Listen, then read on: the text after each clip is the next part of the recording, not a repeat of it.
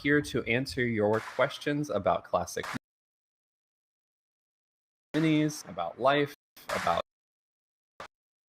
anything.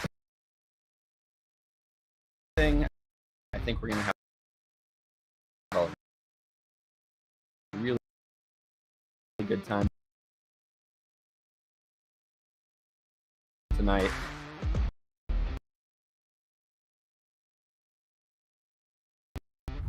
I always try and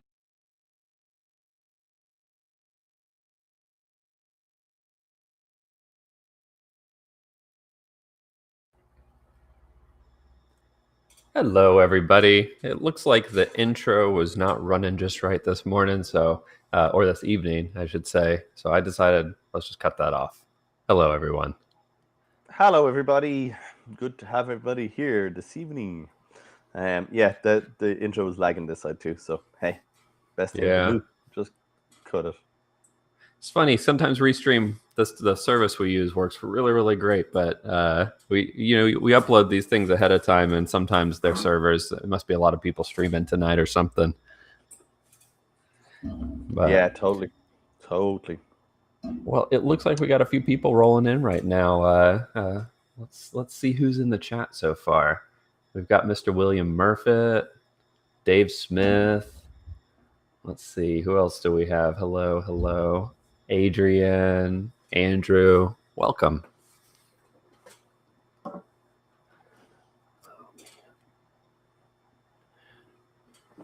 So, this evening, we are going to be talking about some pretty exciting stuff, I think. We're going to be getting into intake systems. We're going to be getting into, fueling, what's the best option out there, which one should you choose, and probably getting into all the stuff that's in between those subjects as well.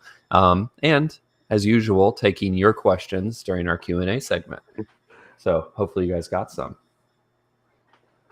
It all sounds very good. Unfortunately, for some reason, right now, I'm actually hearing everything you say twice over.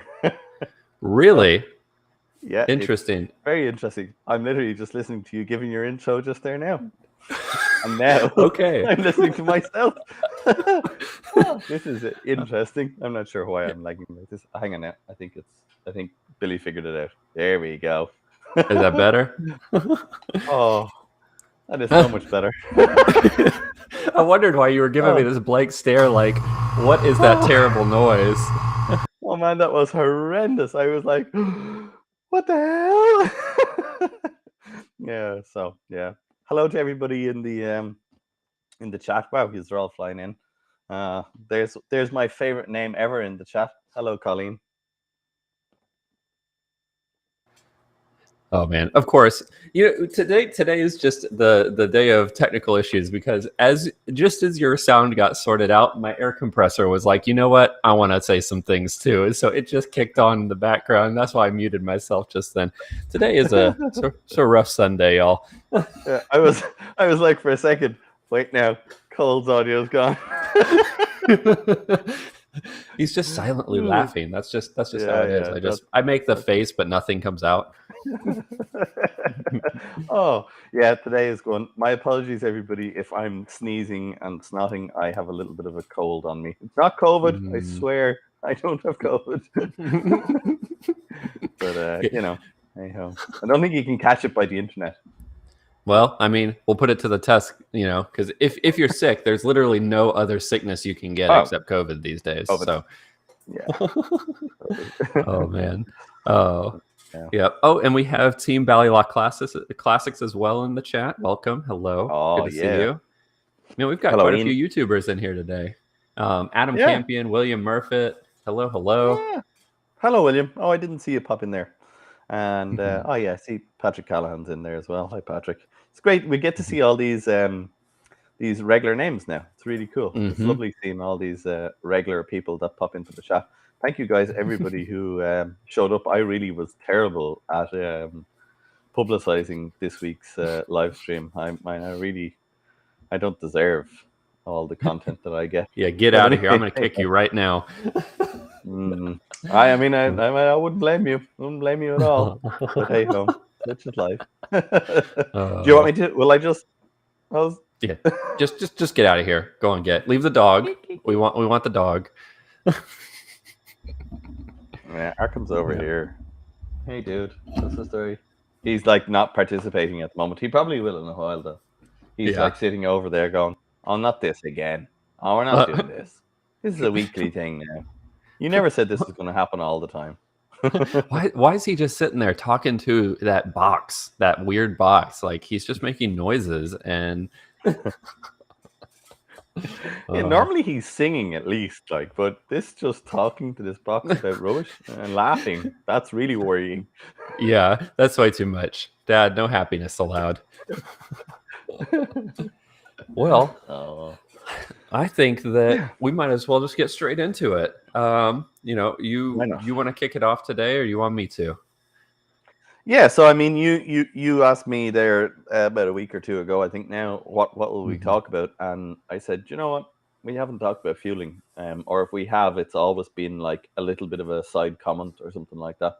And we did do like a whole section on ignition, so I thought, you know what, fueling is kind of a perfectly good topic. And to be honest with you, I get questions about fueling all the time. So I think it's no harm that we actually do kind of just have a bit of a conversation about it and, surely spur on many thousand more questions. Yeah. Oh, yeah. It's always that way, First, we get into, well, I think the most common question is always, how do I tune my classic Mini? And that's just, going into the SU carburetors alone, which, why don't we just start with those? The common SU carb and all its variations. So, I'm sure you can answer this, but why don't you name every SU carburetor that was either factory on the Mini or a kind of like OEM plus kind of upgrade that people use? Do you think you can name all of them? You devil. Just put you right on the spot. Yeah, you did. Wait till I think now. Well, I think we would start with H2. Would have been the very, very first. I'm not sure. I don't think they ever did the H1. I don't think that ever got it onto a Mini. But I stand to be corrected on that. There's possible, but I'm pretty sure H2 was the start. And then the next kind of iteration would have been twin H4s. That would have probably been the next iteration, and H4 around the same time. Yep. But I'm pretty sure we've seen H2 and twin HS2s. They were kind of the 998 Coopers would have got the HS2s. Yeah, and I'm going to pull up a picture of those while you're doing H2s, this. I don't think. I'm not 100% on that, but I'm pretty sure we never seen twin H2s. I think it was started with H2s, and then twin HS2s, twin H4s. Then I'm not sure twin HS4s ever made it to the Mini. I think loads of people have used them from MGBs and all that sort of stuff. I'm not sure it ever was production fitted to a Mini. The HS4 definitely did. Yep, a single HS4, right? Yeah. But I'm not sure twin HS4s ever made it in production. Yeah, I don't remember it ever seeing twin HS4s on the car. Did Cooper S's come with a twin H4? Just the Cooper S production works rally had HS4s. Okay. So anything that was, for the FIA homologated cars, because obviously they had to produce, I can't remember what the number was, like 200 something production cars had to be produced with H4s, twin H4s, so that it could be brought into homologation or whatever way that works. I'm not a homologation expert, but I know for rallying, if you wanted H4s, it had to go into production. So interesting. I didn't know that. Yeah, because I've seen those kind of pop up here and there, and I've seen them on cars. I always wondered if they were factory or not. Yeah, as far as I know, you had to be able to buy them because in order to get FIA homologation, they had to be on a production car sold to the public. So they would have done a limited number of or a limited run of, I presume they would have called them Mini Cooper S Works or something like that. Cars that Mm-hmm. were sold. So, for example, you'll see like the reproductions, or you might even see some of the um, what Paddy Hopkirk cars or those kind of cars, Oh Renault yeah. Altanon, Mm-hmm. and they would have all had H4s, and they would have been a production car because they were homologated in FIA, which is incidentally why we can then use that twin H4 carb in FIA Appendix K Motorsport. So Oh, the likes of because the it's cars kind you of see in a Goodwood and all that. It's it's a like homologated. It made it through homologation, even though it was rally homologation. They will allow them for circuit racing. for those that don't know, what does homologation mean? So basically, back in the day, if you wanted to enter, say, international rallying, which at the time the likes of the Monte Carlo, you would have had to enter what was called a homologated car, and a homologated car was where it was deemed to be a car of production. So when you were, say, BMC, and you knew you needed to compete against the world, well, you had to produce a road car that really was almost on the limits of being a road car, so that you could then Hmm. bring it into motorsport and be fast in that car. Right. So that's kind of where Cooper S came from, because they knew they needed to build S's to be competitive. But then in order to be even more competitive, then S Works would have been a thing. So when S Works became a thing, that they're like the super duper, the top of the line car that was sold. So I that's the see. result. So Um, I see and some of the comments coming up. It's only cheating if you get caught. Homologation is effectively cheating. and for those of you who don't know, because I realize as I'm asking you to name all of these things, putting you on the spot, of course, to start a quiz, even though you're all sniffly right now. Um, the various different H's and fours and twos and all of these numbers that Paul's talking about, that we're talking about here, are various sizes of these carburetors. So I pulled up here. Hopefully, you guys can see my screen. It's a photo of a dual HS2 setup, which is 2.25 inch size inlet HS carburetors. And so the various different numbers signify different sizes of these intakes. And then later on, there were different types of SU carburetors, like the HIF 38 and the HIF 44. Which also corresponded to an 1.5 inch or inch and 3/4 size inlet, and the buildup of those carbs was a little bit different, but technologically speaking, they still had a float bowl. It just lived underneath. So you can kind of see the float bowls that live on the side of these two carbs. That's where your fuel goes in, and then the jet fires that fuel up into your carburetor, and it's sucked into your engine to do explosions. And the later carbs just moved that float bowl underneath the carb and made it a more consolidated unit, but still same kind of technology. Yeah, so that's pretty much it. Like, yeah, that's it. So you've got your full range. You finished it there with the HIF. That was kind of the last in the line. Now, the only differences was there was some HIF 38s fitted as well. Mini City E over here in Europe got a HIF 38. And then the likes of the Coopers, the early carb Coopers, they got the 44. So Yep. yeah, Yep. A lot of people use yeah. the 44s as a performance upgrade too. So let's stop sharing the screen here. Go Yeah, back. you now have the HIFT 44 Mhm. fitted to yours. Yep. T for turbo. That designation, yeah, T for turbo, and it has some interest modifications. So yeah, pretty much the H series in SUs is what were used in the Mini, and there's loads of other series of carburetors, but the H series is what was used. SU H series predominantly Mhm. through the whole production of Mini. And then the S series was the second kind of generation of the H series. So you had all the H series started, which we alluded to there, to start with the H2s and the H4s, and then the HS series.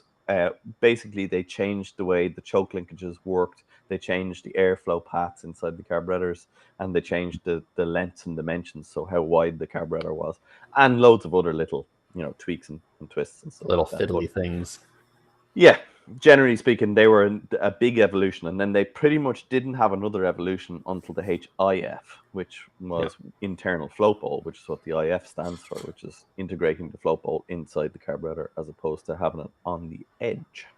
Yep. And you guys can see here, this that I'm holding up is actually an HIF style carburetor, and the whole float bowl is this unit down at the bottom. Just for a little bit of a visual representation here. So this is the same, it's doing the same thing. It's just all underneath it and built a little bit differently. I personally like the H before the S series. I like the way that they look much more. The H, Absolutely. man, it's something about all the brass. It has this like kind of akin to a Weber carburetor. And I don't know. And also the history it carries, because the H series originally were all handmade carburetors. There was no production line. Mm, There was no mechanical production line.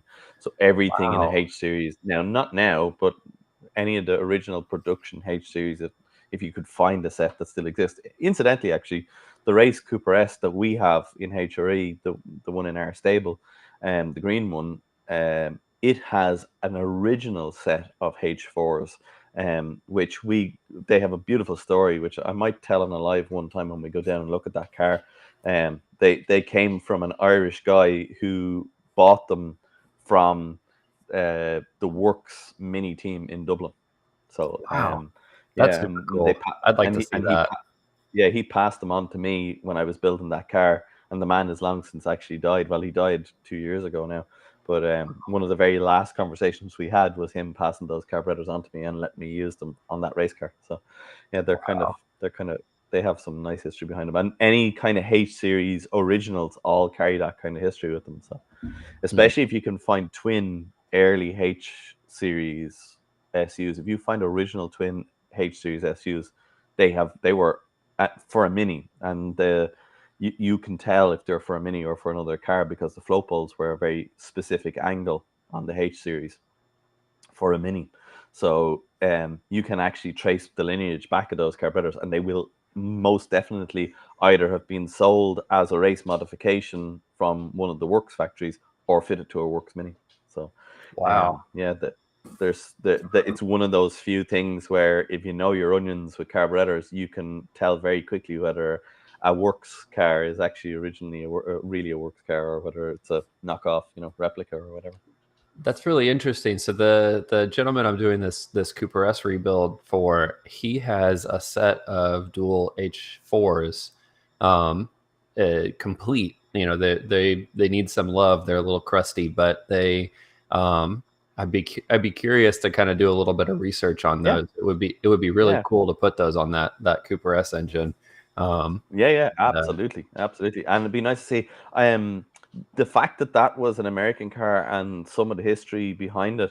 I reckon he probably bought them from somebody who supplied, or that family bought them from somebody who supplied Works upgrades, I imagine.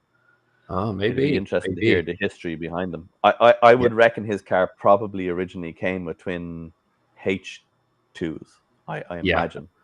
I bet you're right. I think it was twin HS2s.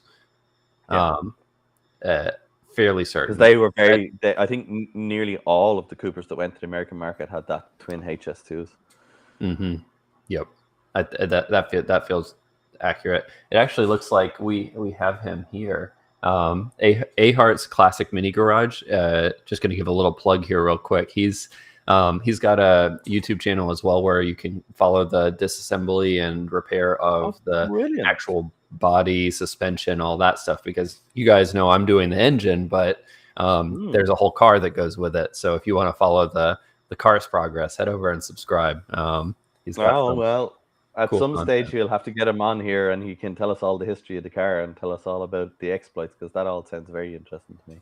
Yeah, I agree. I agree. We'll have to see if he'd be up We'll for it. twist his arm. Yeah. The Oh man. good But old Irish charm. I'll email him. We'll get him yeah, on. you send the email, and he won't say no to you. I mean, who could say no to Yeah, you? can't, can't. That Irish charm. I'll make him a cup of tea. It'll be grand. Uh-huh. Oh, good. Oh man. Yeah, I don't know, but there you go. Uh, I'll get myself in too deep now because I'll end up having to come and visit when this engine and this car is up and running. That's what's going to happen Yeah. now. Well, you might I'll as see how that well. I goes. mean, when you ship the heads back, you Yeah, might as well just it'll get be on the cheaper if plane I with put them them. in my luggage, right? Yep, yep. I'll just buy you a ticket to the U.S. and you can just put it in your carry-on. You're dragging it across. I have a lot of shoes. Yeah, what is in this? It feels like it's made out of lead. Actually, it's 2 pieces of cast iron. Get it right.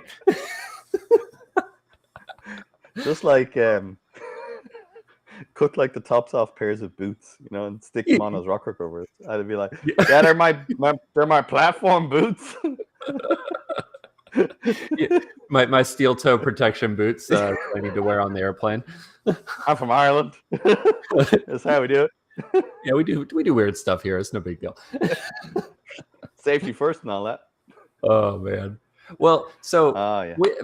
kind of circling back to the SU carburetor stuff. A lot of people are kind of they look at these carbs and carbs in general, because obviously most cars are using fuel injection, which we'll probably get into a little bit later.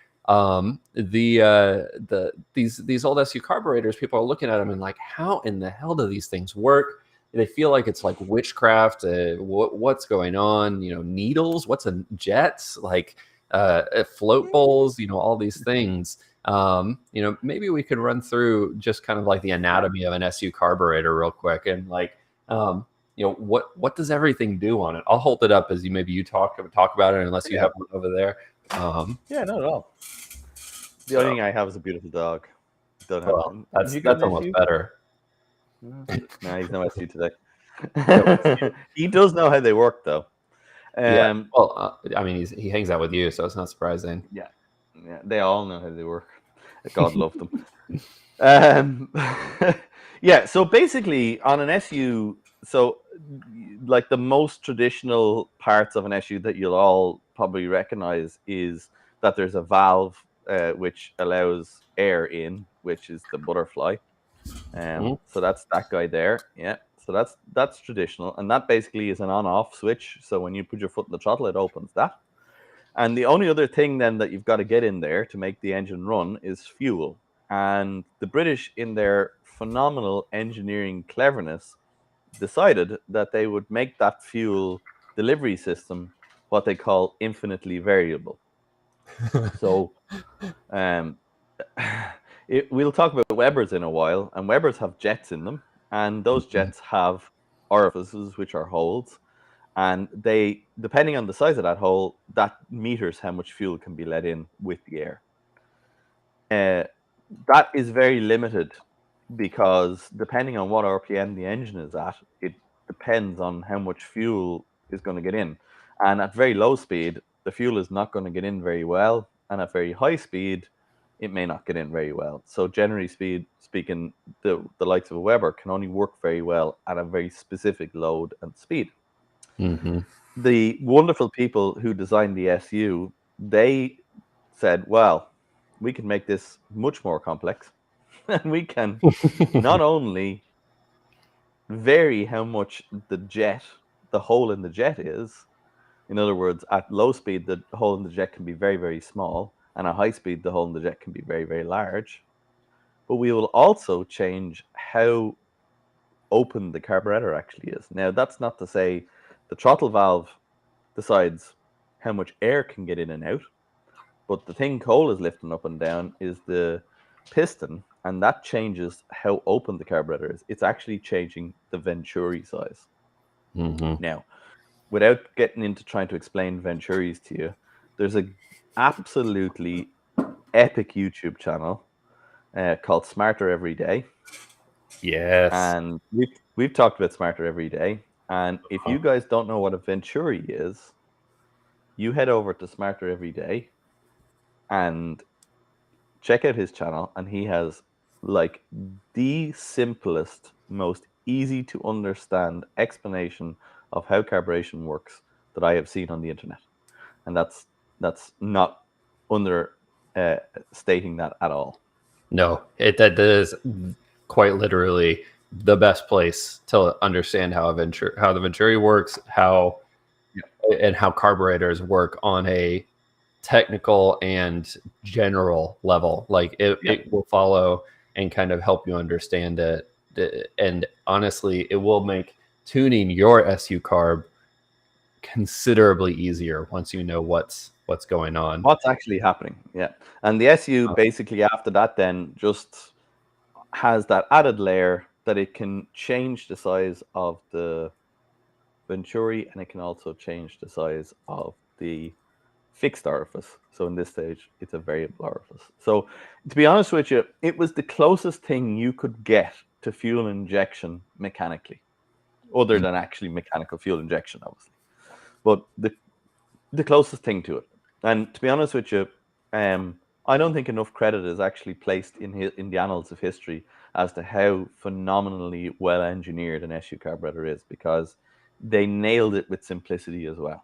And there is no mechanical moving parts to make all this work. It simply uses airflow and vacuum, which is phenomenal, to be honest with you. It's quite incredible. And one of the commenters actually make a really good point. SUs were ahead in the game, which is, I think what you're alluding to, but they say that they're great design for turbos. And I completely agree. Like by using and relying on that airflow, you can tie a carburetor's behavior and mechanical nature to your airflow and your airflow requirements, which is pretty cool. It's actually amazing. I remember early in my days of tuning cars and learning about SUs, and actually just sitting reading the book, being mind blown that somebody was smart enough to sit down with a sheet of paper and a pencil, because that's where this started. It didn't start off in Fusion 360 or SolidWorks. This started off on a sheet of paper, a pencil, and probably a slide rule. And Yeah, some guy and a lot got of math. from and a lot of math got from that grey stuff upstairs to that aluminium thing you held up there, and it works, and it works phenomenally well. So yeah, people often ask me, and I'm gonna hit this one straight off. What is this? If there was one carburetor you could only have, or sorry, there was only one fuel system that you could have for a Mini, you're never going to be able to pick anything else again. It's going to be this forevermore. What would you pick? And I would still pick the SU carburetor. Absolutely, all day long.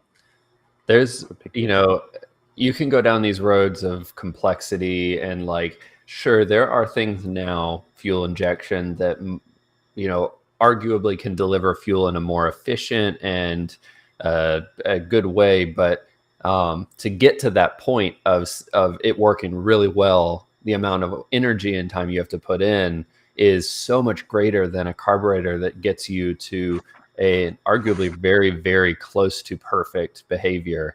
The only thing I would say in relation to the SU carb, something that I wish that they had, and I think you probably know about what I'm going to suggest on this, but it's an accelerator pump. I wish that there was just a small accelerator pump or a variable accelerator pump inside these that would, when pressing the pedal, inject a small amount of fuel into the throat of the carburetor, so that you don't get that kind of lag that can happen with some SU carburetors, depending on the ones you're using or how it's tuned. Yeah. Truthfully speaking, that is probably the single I don't know what the word, I don't want to say biggest problem, because it wouldn't be fair to say that, but it probably is the one thing that it lacks. And shortcoming, I remember, it's a shortcoming, definitely. I know I looked a few times at would it be possible to incorporate an aftermarket type of this? And I talked to a few old timers who, did a lot of tuning on these. They said, look, we tried it back in the day, but the only place you can actually put it is pre the throttle flap. And if you're pre the throttle flap, then you're going to be where between the piston and the throttle flap, the venturi and the piston and the throttle flap, and it just becomes a complete another nightmare. If you spray it before that again, well, it just washes against the side of the piston and falls out of the carburetor.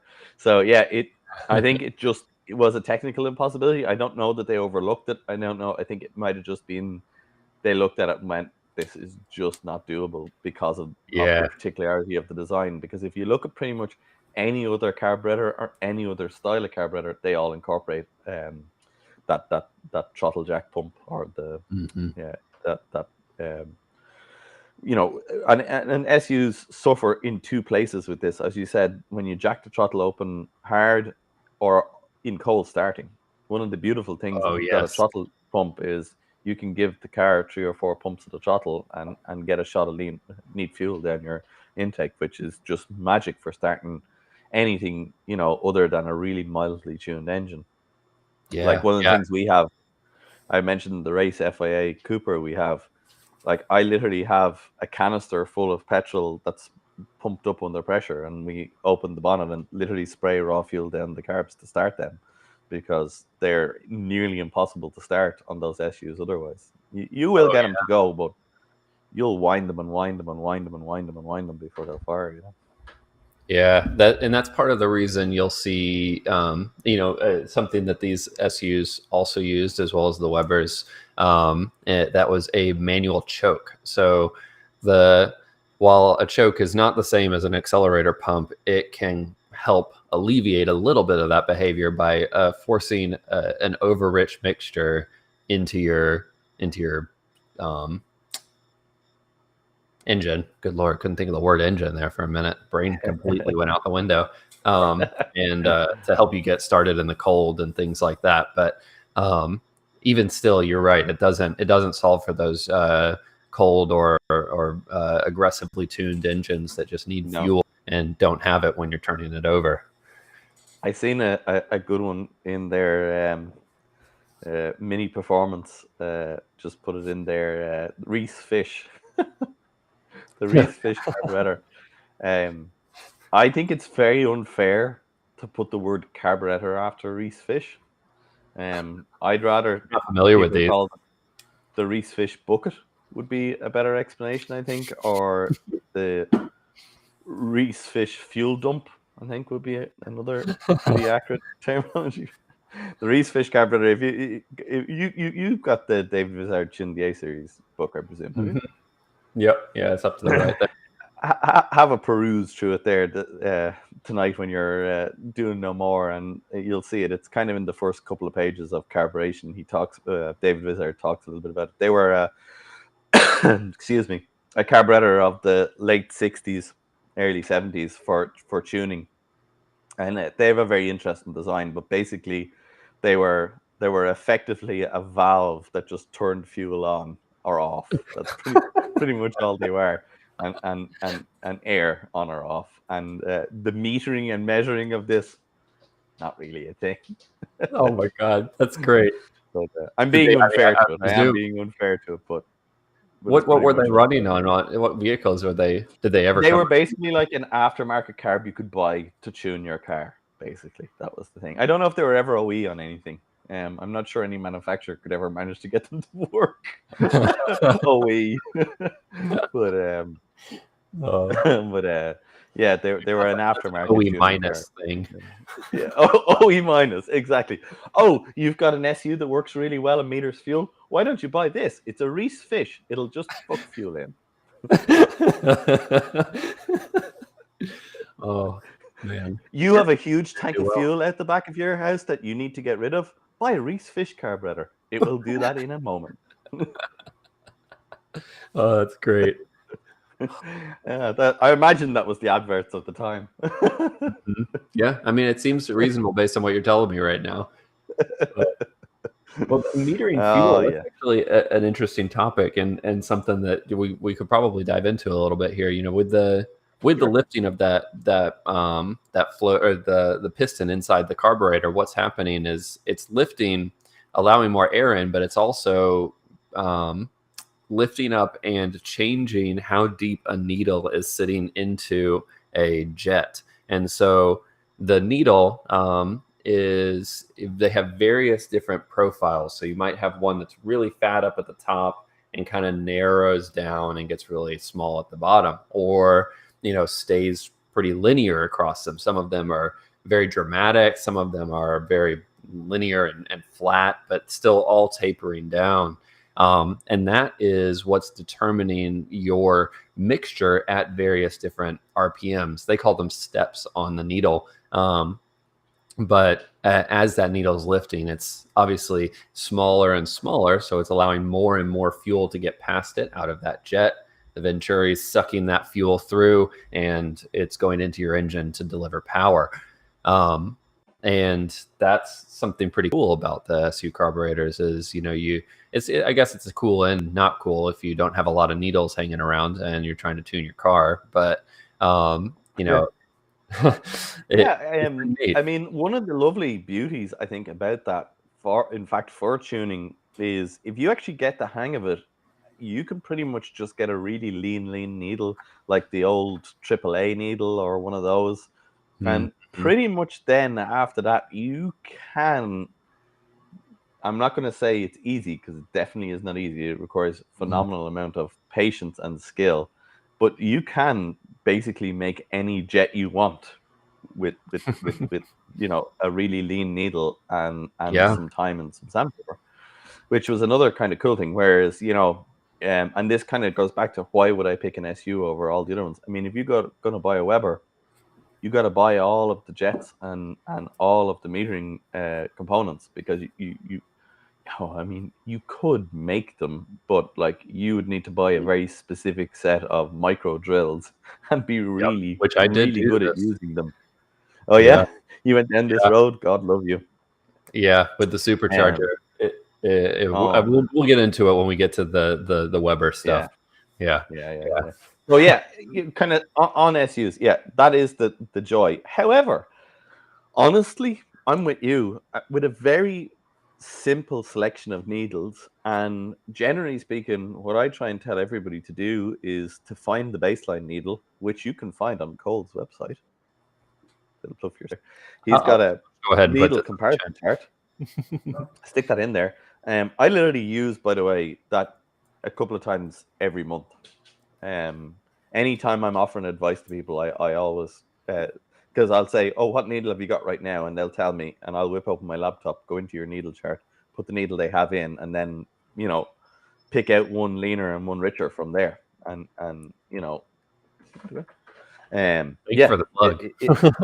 no, it's a fantastic tool, and the fact that you have that up there and it works so well and so easily and so efficiently and for free. I mean, you deserve the plug. You deserve the plug a million times. So it's a wonderful resource that I hope you manage to keep up there for a long time more. And if you don't, I want it. You just send it to Yeah, me I'll in send you the HTML website. format. Oh yeah. It's a fun tool But to build too, like I like all that charting stuff. So it's like, let's data. Let's show it. But it's phenomenal. Actually, just the other day, my Roland Road guy was like, "Okay, that needle is for that engine's a little bit." He just rang me, and I was like, "Look, here you go," and I was able to email him over a photograph of the different needles that we had in stock between me and him, and he was able to pick the one from that chart. He was like, "Oh, Oh, that's actually, cool. that one there, that's exactly the needle I need." So we were able to work it out. Like, so yeah, that is one of the brilliant resources of SUs. I mean, there's so much data out there. It's phenomenal. Mhm. Yeah. Yeah. We but so like, needles, like and let me tell you, there are boatloads of needles, but I think, Paul, you hit the nail on the head, or the needle on the head. The If you have some time and you want to get into it, it can be kind of fun. It's something called polishing your needle. But as I was about to say it, I'm like, you know what? I'm going to get some crap for this. But anyway, you can polish your needle, in your free time, and Yeah, make the tune. just be careful though, because you can polish your needle too much. That's true. You don't want to. Yeah, you don't want to go blind, right? That's what it is. Well, it's just you'll be really rich after it. That's the problem. Oh, well, maybe we should.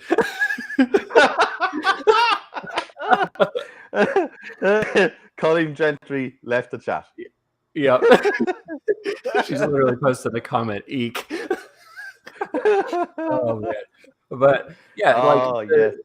If you have an AFR gauge, you can use that to determine, okay, at 6,000 RPM, well, okay, maybe let's go down a little bit more. 4,000 RPM, I am way too lean. I don't have enough fuel at 4,000 RPM. That corresponds to a specific step on the needle. You polish that a little bit to open it up a little bit, and suddenly you're getting more fuel directly at that RPM level. And you continue to do this throughout the whole range of your power band, and suddenly you have an incredibly tuned Mini, or you're rich. Yeah, absolutely. Yeah, I mean, you in fairness have had great experience of this in recent years. So, you know, the proof is in the pudding in that, right? You did your own tuning on your turbo, and then you brought it to Rolling Road, and you were damn close. I was very close. I was very, very close. The only thing would it have been okay if you hadn't have brought it to Rolling Road? I think it probably would have. Yeah, actually it would have. I think I wouldn't have been making as much power as I did.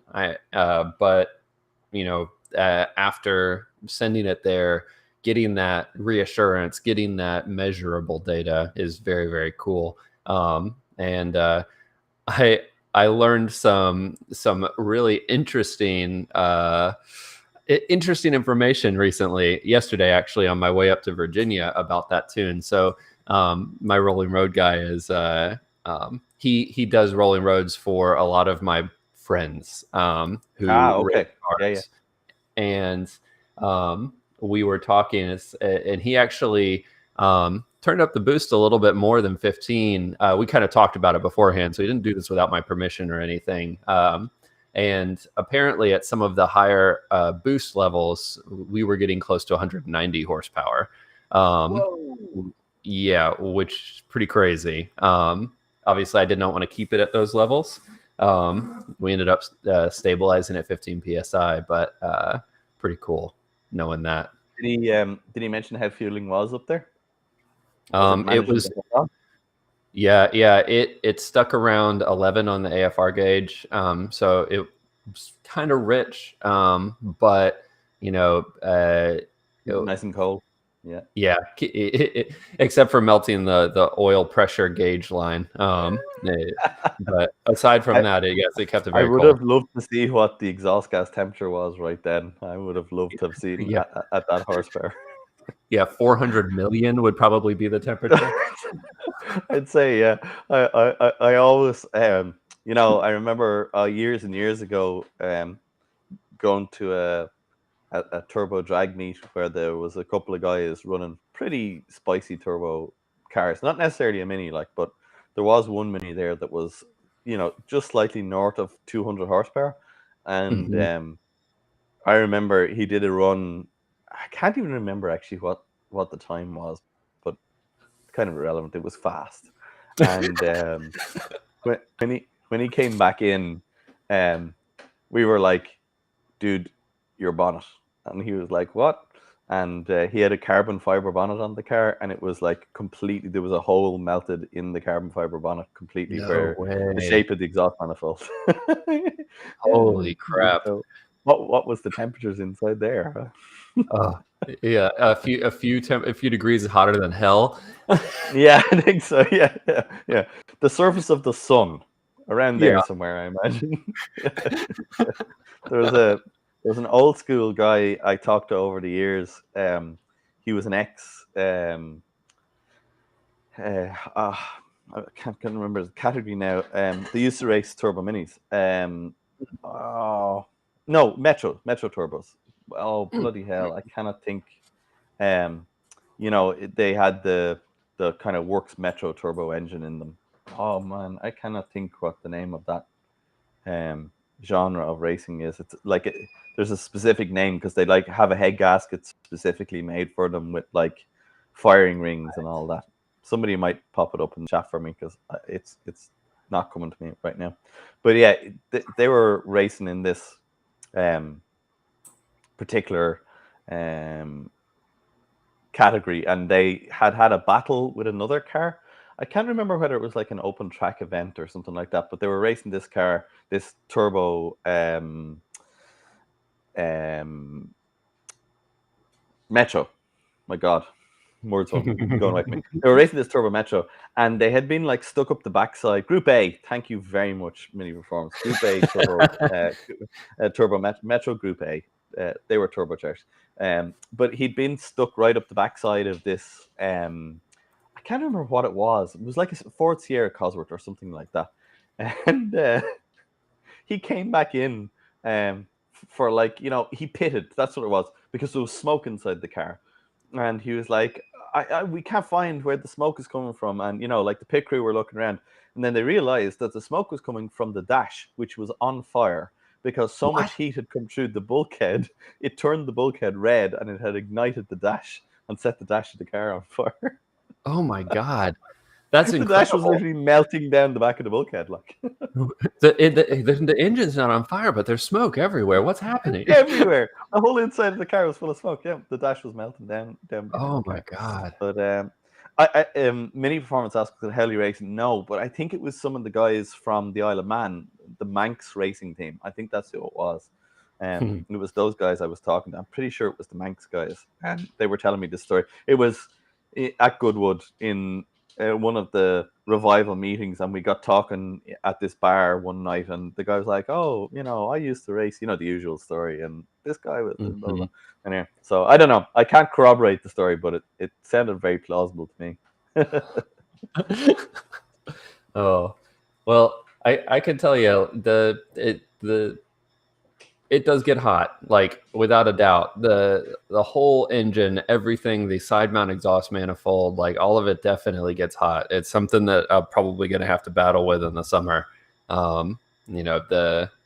It gets hot here in North Carolina, and oh yeah, we shall see. I'm curious if I'm either going to have to turn the boost down a little bit or run a supplementary radiator, something like that, or maybe I'll use it as an excuse for meth injection or something. Who knows? Yeah.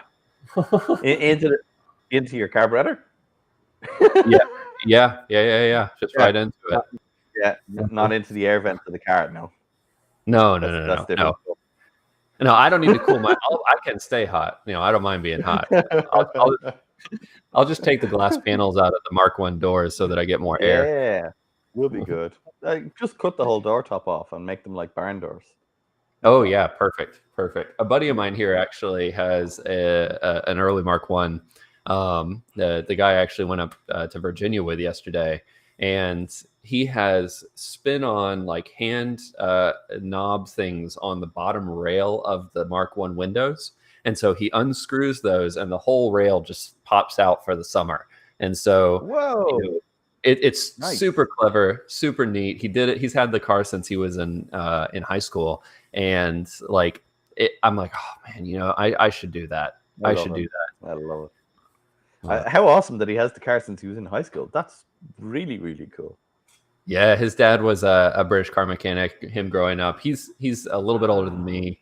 And not much, but yeah, he basically taught me, the majority of what I know about minis. Whenever I have an issue or like some problem with the car, I usually bounce the idea off of him. He helps me solve a lot of my mini issues.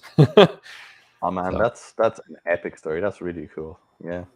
So yeah, I suppose on our chat, the notion about fuel injection and then Webers, I suppose. Do we want to do fuel injection then Webers, or will we stay with carburetors, talk Weber, and then talk fuel injection? Maybe let's talk Weber's first. Let's talk Weber's Okay, first. let's stay on Um, carbs. So yeah, you had some experience with Weber's. Yeah, I'll tell you my experience because mine is probably a little bit more limited than yours. So, my initial introduction to Weber's was with my VMAX Supercharge kit, and then all of the kind of woes that I ran into, probably a lot to do with my experience with Weber's, but also the kind of nature of them in general. But Weber's have a very different style of fueling in comparison to the SU Carb. They still use this kind of concept of the Venturi to pull fuel into the throats of the carb. DCOE, gosh, I should remember this. It's an Italian acronym that I have just completely forgotten. Maybe somebody in the comments can post that up, what Yeah. DCOE stands for. But um, basically, you have these dual ports on most of the Webers that you guys are probably familiar with, a DCOE 40 and a DCOE 45. These are referring to the size of the throats of the two carbs, or the two throats of the carburetor. And then there are jets all internal inside this Weber. One jet that determines the idle, one jet that determines the fueling at low RPM, another one that determines fueling at upper RPMs, and then a fuel atomizer that determines how the fuel is, like what's the word? Air rating is the word that's coming to mind, but that's not what it is. Maybe you can help me out here. Yeah. Oh, Pat. So yeah. I, on the DCOE, I'm pretty sure it's something to do with dual horizontal or something like that, right? It's something to do The with that. Italian words for that. Yeah, exactly. So the fact that there is two chokes and the carb always sits in a horizontal direction, and it's something like that. Ballylock Classic just put in the Italian for it. My Italian is terrible, but I'm sure, given your heritage there, you'll be able to read that right out for us Oh and yeah, tell I'll us. read it for you as soon as I get the stupid battery replaced on my camera. Yeah, that's good. That's good. That's good. Um, he said Team Ballylock Classic also says, he didn't Google it. He knew that Italian off the top of his head, which I completely and utterly believe. Yeah, straight Here we on. go. I'm gonna give it a shot. I'm gonna Go read on, it. All go, right. go, go, go. Doppio corpo orizzontale e. I don't know why there's Oh, another E in there, but that sounds good. hopefully that was close. If there's anyone Italian in here who can correct me, well, I don't know how you correct me over chat, but just say thumbs up or thumbs down. Nice, nice. Yeah. Don't actually correct me, for the love of God. Yeah. Don't do it. So yeah, like your explanation is perfect. I mean, that's pretty much exactly what DCOEs are. They have an internal flow pole, so the flow pole doesn't hang on the side; it sits in the middle between the two chokes. And they have a number of drillings. Yeah, they have two primary drillings, which they've got the primary circuit, the main jet, and the idle circuit, the idle jet. And it gets complex after that because Italians, being Italians, wanted to have something, I suppose, similar to the SU. They wanted to have the ability that as the carburetor moved through the load path of the engine and also the RPM, which is the air need or the air requirement, they wanted to be able to change the way the fuel metered across that. Their methodology of doing it is and then this is being fair, it's cruder. It's much more crude than the methodology of the SU. The SU is it's a much more finessed way of doing the exact same thing. Yeah. However, in its crudeness, it creates a characteristic that has been beneficial for tuning over the years. Now, you will very rarely ever hear about Weber and economy or Weber and emissions, good emissions, spoke about in the same sentence. Very, very, very, very rarely. And typically speaking, the minute you move from something like the SU to a more cruder metering system like the way the Weber works, you're going to immediately sacrifice economy, and you're going to sacrifice also somewhere in the load rev range and the nice running of that engine. Over the Yep. years, of course, that has become something that we've become akin to and attuned to, and we actually associate it as a good thing. Um, if you think back to the early days of Ferrari and its Mhm. production, the sound that a Ferrari made, one half of everything to do with the sound it made was to do with its fuel system, which was the Webers, and it made it Yeah. run a very specific way.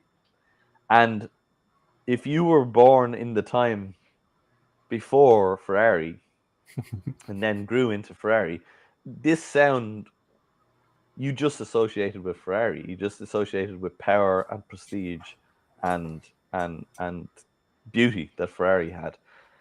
However, if you actually delve down deep into it and look at it, it was actually you look at how a Ferrari engine actually ran, you'd be really disappointed because it was really, really terribly unfuel efficient.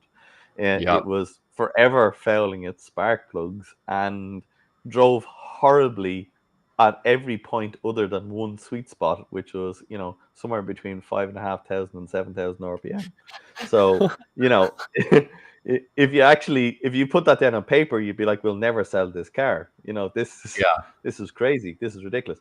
But if you did, well, Italians are phenomenal at doing what they do, and they made a beautiful car. One of the funny things, sorry, I'm going all way off topic here in every different direction, but somebody recently, I think it was in Germany, took a very early Ferrari engine and fuel injected it, and the engine itself produced almost double the horsepower, and also was ridiculously economical.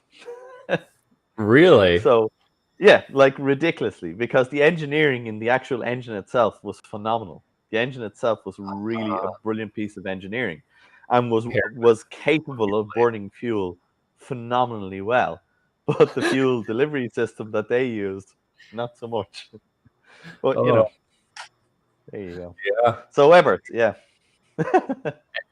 And it kind of, with this whole nature of like fueling working really well at specific RPMs with the Weber, it's like you can get a jet, a main jet that's going to deliver fuel at a certain rate throughout the metering of the carb is going to deliver that fuel, and it's just going to do its thing.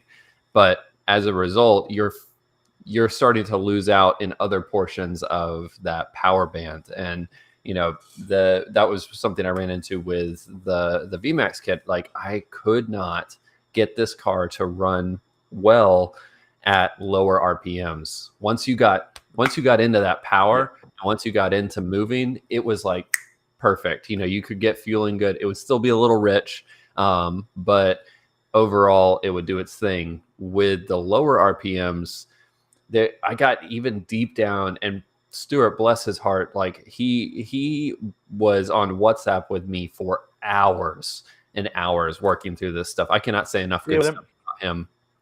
And he would spend so much time with me. Like, okay, he even sent me a little set of those micro drills that you were talking about. Sent me the smallest jets that were available, and then we just moved up the jet sizes by drilling them out one by one by one by one, to kind of address the fueling issues I was having. And I mean, unfortunately, it didn't. I never could get it worked out. I imagine if I lived near him, it probably would have been different.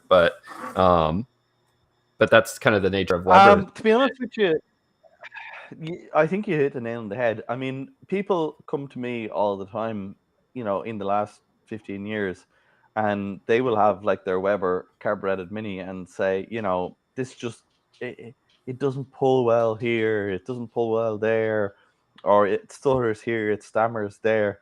And I'll go for a test drive and I'll come back and say, that's running really well. And they'll be like, what?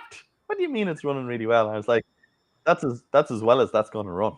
And um, I I have a really brilliant Weber guy in Ireland who does roll and road work for me. And about 4 or 5 years ago, he kind of sat me down and explained this to me in no uncertain terms. He said, "Look, Paul, Webers are an item of performance. And you should Hmm. never buy a Weber unless you are buying them with that in mind immediately. They were Weber DCOE Webers were never ever intended for street cars. They just weren't. Have they Hmm. been fitted to street cars all over the world? Yes. Did Ferrari use them in their street cars? Yes, they did. But look at anybody who has ever used them all over. I mean, you can get into any Weber powered Ferrari and, you know, sit in traffic lights and try and get that thing to move off smoothly off the line and not scream the hell off the engine or not have to absolutely slip the crap out of the clutch. You're not going to do it. Like, you know, some of the best drivers in the world, that's what they'll tell you, because that's just how they are. And Hmm. he sat me down and explained that. Said, look, if you can be okay with that, then the Weber is the right choice for you. If all out power and all out performance is what you want, then the Weber is the right tool for that job. But if you want something that is going to be perform well, have street manners, and have a modicum of economy, then SUs or fuel injection is the carburetor for you, and you are completely wasting your money putting a Weber on there. Yep. So There's a reason that you look at a lot of these performance minis that are still raced today, and they are running Webers. That performance aligns, at least with my personal experience with them, which is that Webers, you tune them for a specific power band, you tune them for a specific purpose to align exactly with what you're saying, Paul, and that's where you drive them, and you freaking hammer them when they just do what they need to do. But and hilariously enjoy them when they're crap. yeah, I was trying to yeah. explain this to somebody as well. There's enjoyment to be had out of making a car drive when it doesn't want it with that terrible, crappy off throttle, off kilterness. You Mm, can find pleasure in that because you can say, "This is how this is a Weber. This is what I actually want," you know. And it yeah. sounds crazy to say that. I mean, somebody said to me recently, I had a Mini with a 310 duration cam on the road, and someone said to me, "Oh, you can't do that. You can't have a 310 duration cam Mini on the road." Well, I'm going to tell you one step even further. It was a 998 with a Oh, 310 duration cam. And people say you couldn't have that as a street car. You can't have that as a street driven car. I did, because what did I want? I absolutely wanted that kick in the arse at 4,500 revs, and I wanted it to spin to 9,000. And in order to do that, I needed a Weber and a 998. And was that thing a dog in traffic? Yep. Did a yep. policeman once tell me my engine was about to fall out of my car? Yes, that definitely happened. And I loved it. I absolutely loved it. I loved starting it up in the morning and smelling raw fuel kicking out the exhaust and it banging and farting and not wanting to run right. I Yeah. loved it. I It's an loved that element of experience. it. Yeah. Well, because every race car I ever listened to in the paddock or in the park, that's what it sounded like. And now my car sounded like that. So that's what I wanted, you know? So now you had a race But car by default. yeah, exactly. And that's how my Yep. brain was working. Now, if you want, but that's the thing. So, you know, if we boil everything we've talked about over the last hour down in carburation, you can have something that sounds amazing, makes great power, but it's not going to be economical and it's probably not going to be reliable. And that's going to be, if you go back to all of our chats, that you're going to get that. So carburation is always a compromise. And you need to know what you want. And if you know what you want, then you can choose the carburetor in a flash. It's so easy, it's so simple. If you look at how your turbo mini works compared to your supercharged Mini, you're Yeah. going to actually find that the supercharger really wasn't the crux of your problem. The crux of your problem was the fueling system, 100%. realistically. 100%. Um, and Like without a shadow of a doubt. you know, going turbo, I personally think turbo is a much better application for what you want from your Mini, because you want power and you need drivability. That's the two things. Like that's what you want. And turbo just gives you that in spades. But then couple that with a brilliant carburetor like the HIF 44, and all of a sudden you start getting street ability, you get some economy even, and you get power. You know, Economy out of relatively speaking. yeah, yeah, I, yeah, I, yeah. relatively speaking to your Weber powered supercharged Mini, I'd like to have seen the numbers on that one. Yeah, as it's just dumping fuel into my Yeah, cylinder. 6 miles to the gallon, maybe. Yeah, yeah. I mean, I think that's totally accurate. Like and there are compromises with carburation. Like a lot of times, I'll get people saying my Mini just doesn't feel like my modern car, whatever it is, and it never will. Like the behavior of one Don't of try those and make it that. exactly. If you really want to get it as close to a modern car as possible, fuel injection is probably the route you need to take. If you want something simple that runs quite well, that does the job and is enjoyable, but with the lens of the fact that this car is not it's not a modern car, then stick with an SU. They're simple. They work great. They are awesome. It's you know what I mean. To conclude carburation, that is exactly the thing.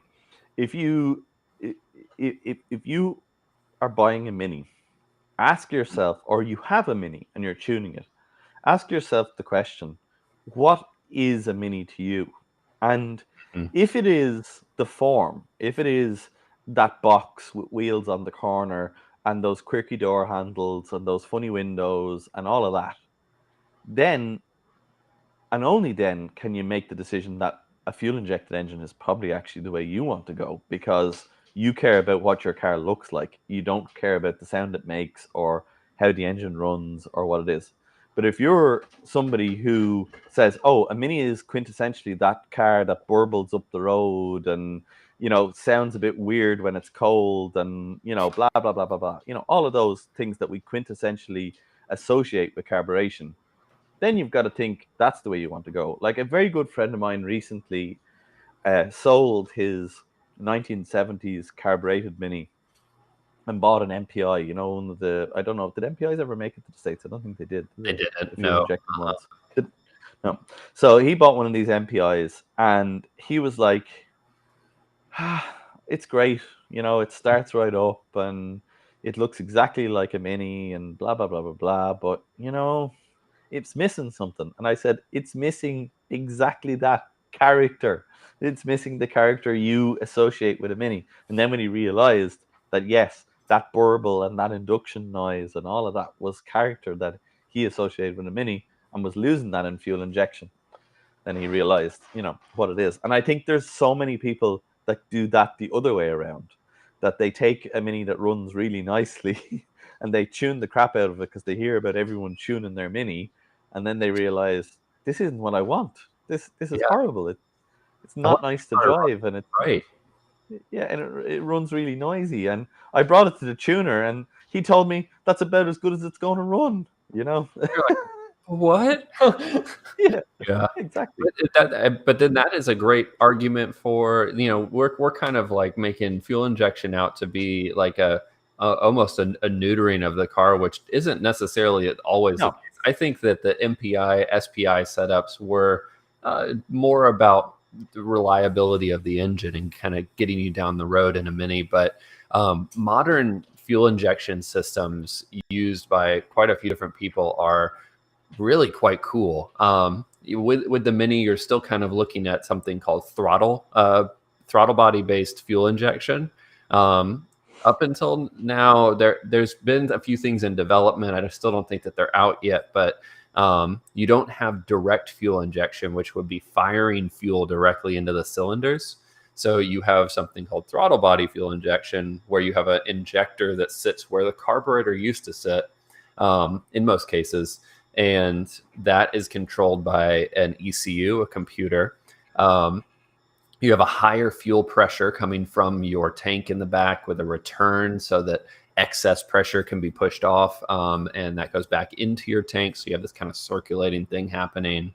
And all of that fueling is metered and determined by sensors in your exhaust, as well as the timing and the amount of spin that you're having on your engine, kind of boiled down into its root pieces. And so as a result, you get really, really great fuel delivery and fuel management across the entire fuel band.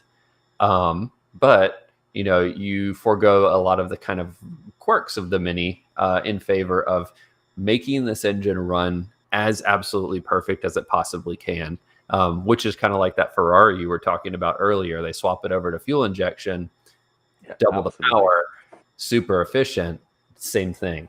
So I suppose when we talk about fuel injection for minis, we do have to talk about the elephant that's in the room when it comes to fuel injection minis, and that is minis have also a quirk that some of us are familiar with and maybe not everybody is, but they are what we call a Siamese ported engine. And that means that they share inlets. So the truth is, if they share an inlet, that means cylinder 1 and 2 share one inlet, and cylinder 2 and 3 and 4 share an inlet. Typically, on a modern engine, each cylinder has its own inlet, and you can put a fuel injector in that inlet spot. On each Unfortunately, exactly, for each cylinder. So you can have an injector per cylinder. On a Mini, unfortunately, that's not possible.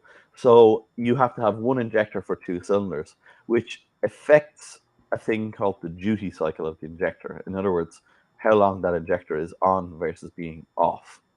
Now, I have no interest in getting deep into this because, to be honest with you, there's people out there with far more knowledge on this subject than I have. It's something that I understand myself, but have I got the ability to explain that across? I probably don't, and that's being truly and directly honest. I do understand the limitations it creates, and one of the really big problems with it is that the fueling, again, has to be a little bit, I suppose, compromised. So you can do the two types. As you said, throttle body injection, which is where the injectors are actually in the throttle body, which is very much like the SPI. You single point or dual point throttle body injection, or you can have in manifold injection, which is what the MPI had, which is multi-point injection. They had an injector for both cylinders, but always there seems to be a compromise. One of the big problems with fuel injection and minis is the minute you go from very standard running to performance orientated running. Once you do that, believe it or not, one of the biggest problems with fuel injection is how it atomizes the fuel. Yes. An injector does a brilliant job of atomizing fuel. It turns it into a mist really very well. Unfortunately, the A series engine and the characteristics created by Siamese ports is not very partial to very finely atomized fuel. So the result in that is you can actually get a mixture that doesn't completely burn. And a mixture that doesn't completely burn turns out to be a lean mixture. And we've talked before about lean mixtures on this channel and the effects they can have on how an engine runs and what it can cause in an engine. So I suppose the thing to note about injection is, and yes, I probably sometimes talk about fuel injection as not a performance orientated modification to a Mini. And that's unfair to fuel injection because there's lots of fuel injected minis out there that are very high performance and run very, very well. However, it is not a straightforward system. Now, fuel injection by and large is not straightforward. And it is a world of, well, put it this way. If you came to me and said, I'm learning minis and I want to make it a performance mini, or I'm learning minis and I want to make a really reliable street mini, neither of those two genres would I say to you fuel injection is a good option. Neither of them I would. But if you told me, do you know what, Paul, I have a really reliable performance tuned mini that I would like to get more fuel economy out of and better performance, I would say start exploring fuel injection. That is the next place to go there. That would be kind of how I would sum up fuel injection. Yeah, I think so too. And I think that's actually really just the result of, given the cars weren't really fuel injected that long, or at least didn't have a method of fuel injection that was easily tunable.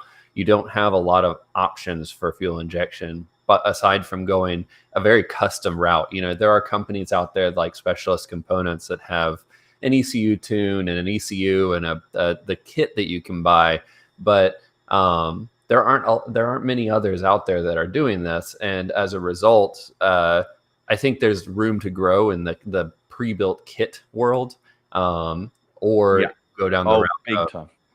buying all of the stuff yourself, individual components, making it work together. One of the people that's in this group actually is going down that road right now. Turbo Cooper Sport. He's got a Heltec ECU and throttle body injection, and he's going to be dealing with a lot of that custom stuff soon. Not that he hasn't already. He very much has, but that's the kind of reality of it. It's a custom thing. It's something you have to put time and energy into, and it's not going to be simple like an SU would be. But by a huge margin. I think that is probably the most honest answer to it. The truth with fuel injection is exactly that. I think there might only be one company making a bolt-on kit. Would I be right for the Mini? Is there? I don't know anyone else. The only other one that you could kind of argue is semi like that is the injection ECU kit not injection, ignition only kit ECU from MED. Yeah. Not fuel injection. You're still using a car. Fuel injection. It's just yeah. So to me, until we see more competition in that market, I'll find it very hard to say out straight that there's a bolt-on kit out there that you could just buy and fit on and say that it's going to work. I know I see there Turbo Cooper Sport has in there SC are the only people, and that's the only people I know that do a fuel injection system that is bolt-on. And I'll be honest, and I'm sure Specialist Components won't mind me saying this, it wouldn't be for the faint of hearted. I certainly wouldn't be encouraging a customer of mine who, has done basic work on his Mini to bolt on a fuel injection system like that. And when I say basic enough stuff, like I know plenty of my customers that I would have no hesitation whatsoever saying, buy a new SU carburetor from one of the big vendors. It's 2 bolts, 2 cables, and 2 pipes. You're off to the races. And you're off to the races, and your Mini will run better straight away, because it's running an old janky carburetor which is worn out. And I know I could say that to a customer, but there is absolutely no way I could do that in the fuel injection world at the moment. I wouldn't dare. Totally agree with that. Totally agree. In fact, being absolutely honest, if a customer came to me in my business and said, Paul, I want a fuel injected engine on my Mini, I would have to take a very long, hard moment to decide whether I felt comfortable with being able to provide that service. Which, I don't know if that says a lot or not, but I would struggle to say that that's something I could hand out there straight away. Well, it's a difference between all right, yes, both of us know that you could do it and you could do it quite well, but will you be doing it to the standard you want to be doing to provide to customers? And long term, are you going to want to and be able to support this in a way that you are comfortable with? So, and that's the truth. I don't think I could stand behind it. I actually don't. Now, I'm very interested in it, and I am very interested in seeing how Turbo Cooper Sports system comes out, because I personally think that road he's going down with the likes of that ECU is a much more complex but a far better system. Like those Haltech ECUs are phenomenal. They are a proper piece of engineering, and of the fuel injection systems I have seen out there in the past, any of the ones that have been good that I have thought they look like they will work well, they're expensive as all heck. Yep. It gets up there quick, and it's not really quick. It's the tuning, it's the time spent. But even computer. It's even the quality of the injectors, the quality of the sensors, all of that. It has to be good. Absolutely. Well, yeah.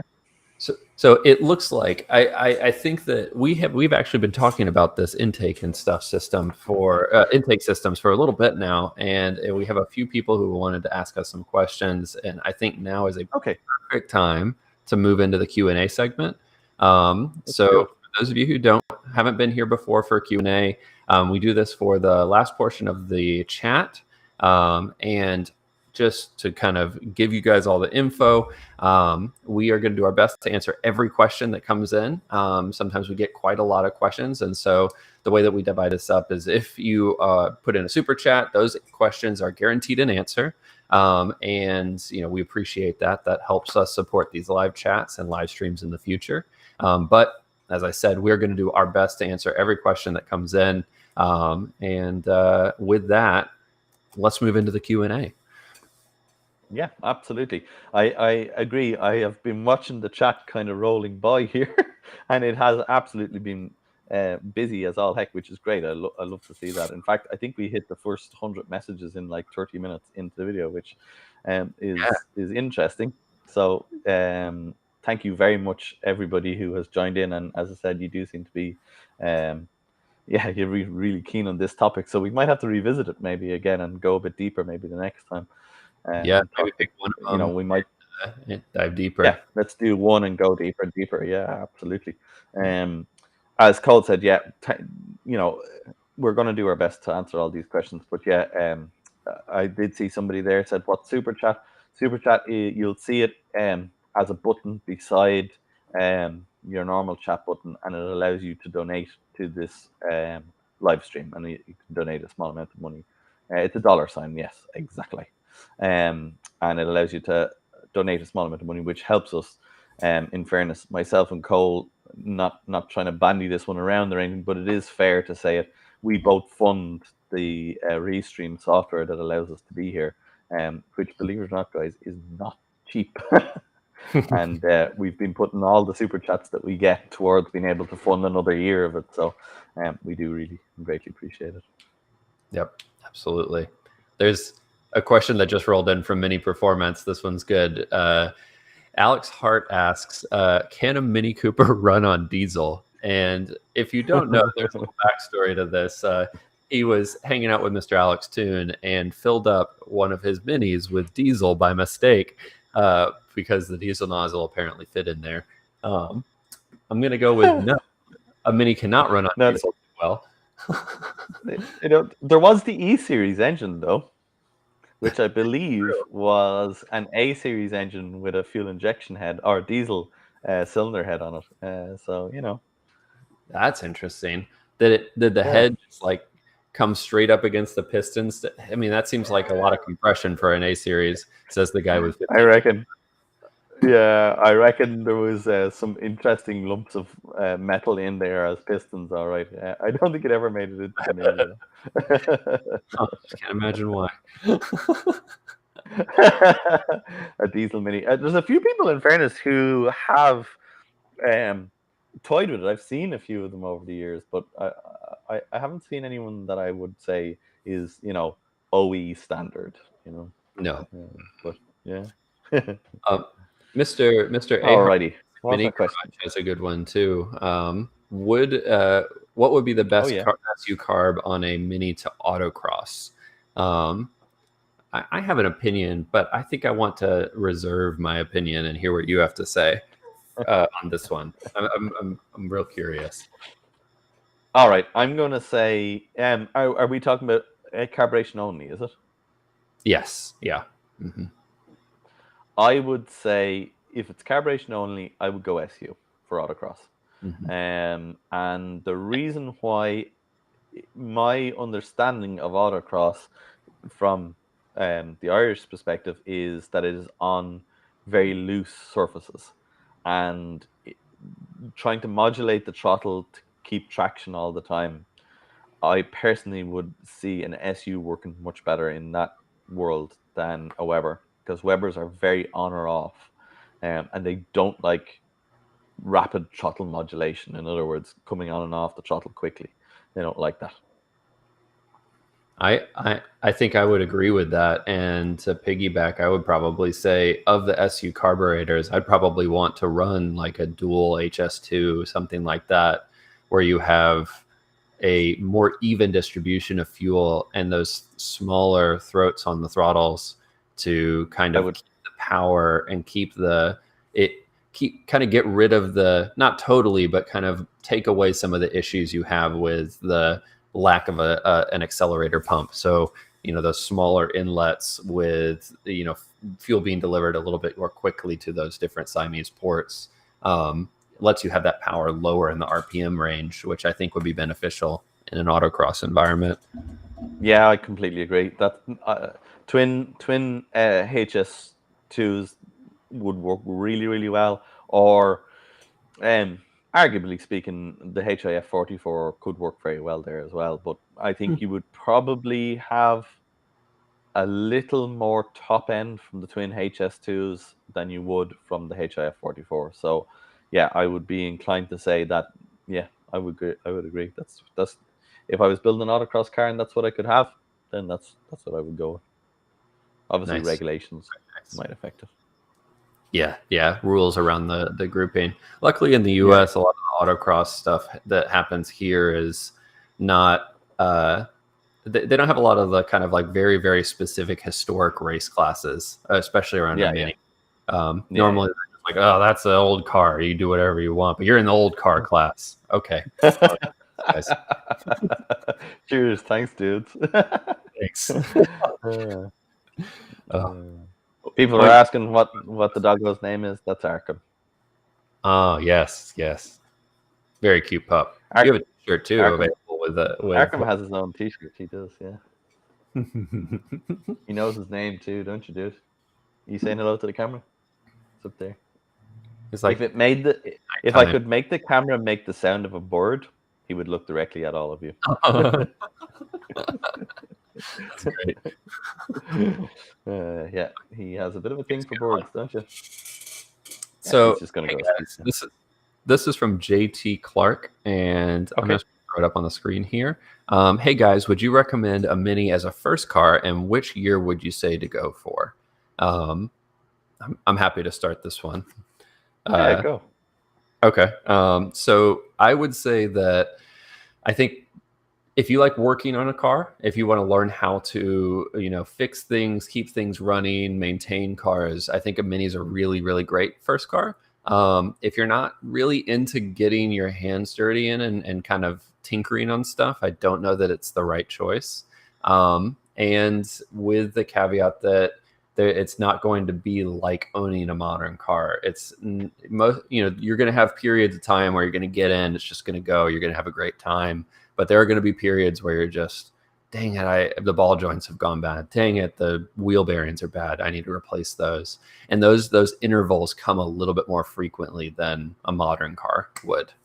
So it depends on what you're willing to do, from my Yeah, perspective.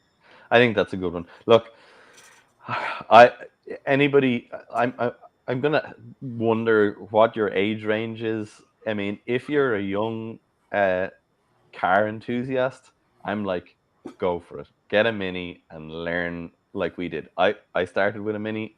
You know, a lot of people I know started with Minis, and you know, exactly what you say, Cole, is the fact. But when you're young and full of energy and all the rest of it, I mean, who doesn't want to go out in the evening time and attach their ball joints again so that they can drive to work tomorrow Yeah, yeah. I in mean, the rain and the cold and the wind? yeah, I could be sitting in my living room watching Netflix, or I could have my hands covered in grease, cuts all over my hands because All of my I'm hands fixing a cut. ball Yeah. joint. Yeah. And all I'll be able to do is go to work tomorrow. Yeah. Yes. But remember this, you'll be going to work in your Mini. And that's where Yes. it's all about. You may not make it to work, but you'll get some of the way there and you will be in your Mini. I will say, actually, if you get a Mini for a first car, depending on where you are in the world, we call it AAA here. It's just a roadside assistance service. Um, I used to be of the mindset, get the tools, keep the tools in the car and like fix it if something breaks down. I have long since shifted away from that because laying on the side of the road, changing something, fixing something, it sucks. And like a AAA membership in the US is like $100 or something for a year, and you can get your car towed back to your garage. You get it towed to the mechanic, and instead you're working on the car and getting it fixed at home where it's comfortable. And get an Uber to work that day. Yeah, yeah, exactly. Now that, yeah, look, at the end of the day, someone said to me recently, I want to buy a car. What's the most reliable car I can buy? And the truth is, even modern motor vehicles, they all break down. Okay. Absolutely. You just have to you just drive down your and see how many mechanic shops there is.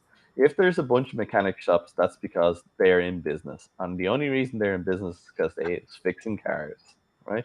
Yep. So they you start seeing mechanic shops closing down all over the country. Ask what car just got invented and then go drive that. Yeah. Because that'll be your reliable one. But until that day, all cars break down. It just depends on whether you can work on them. Minis are old, they are old tech, and are they reliable? You know what? Honestly, if they're maintained properly, they're no less reliable than any other vehicle. If Yeah. they're maintained properly. But you gotta maintain them properly. And there's a lot of hocus pocus out there. That's one of the big problems. JT says he's 18. If you're a car nut, JT, and you're 18, the only problem you're going to have, and the only reason I would advise you not to buy a Mini, is depending on where you are in the world, because you may well struggle with insurance.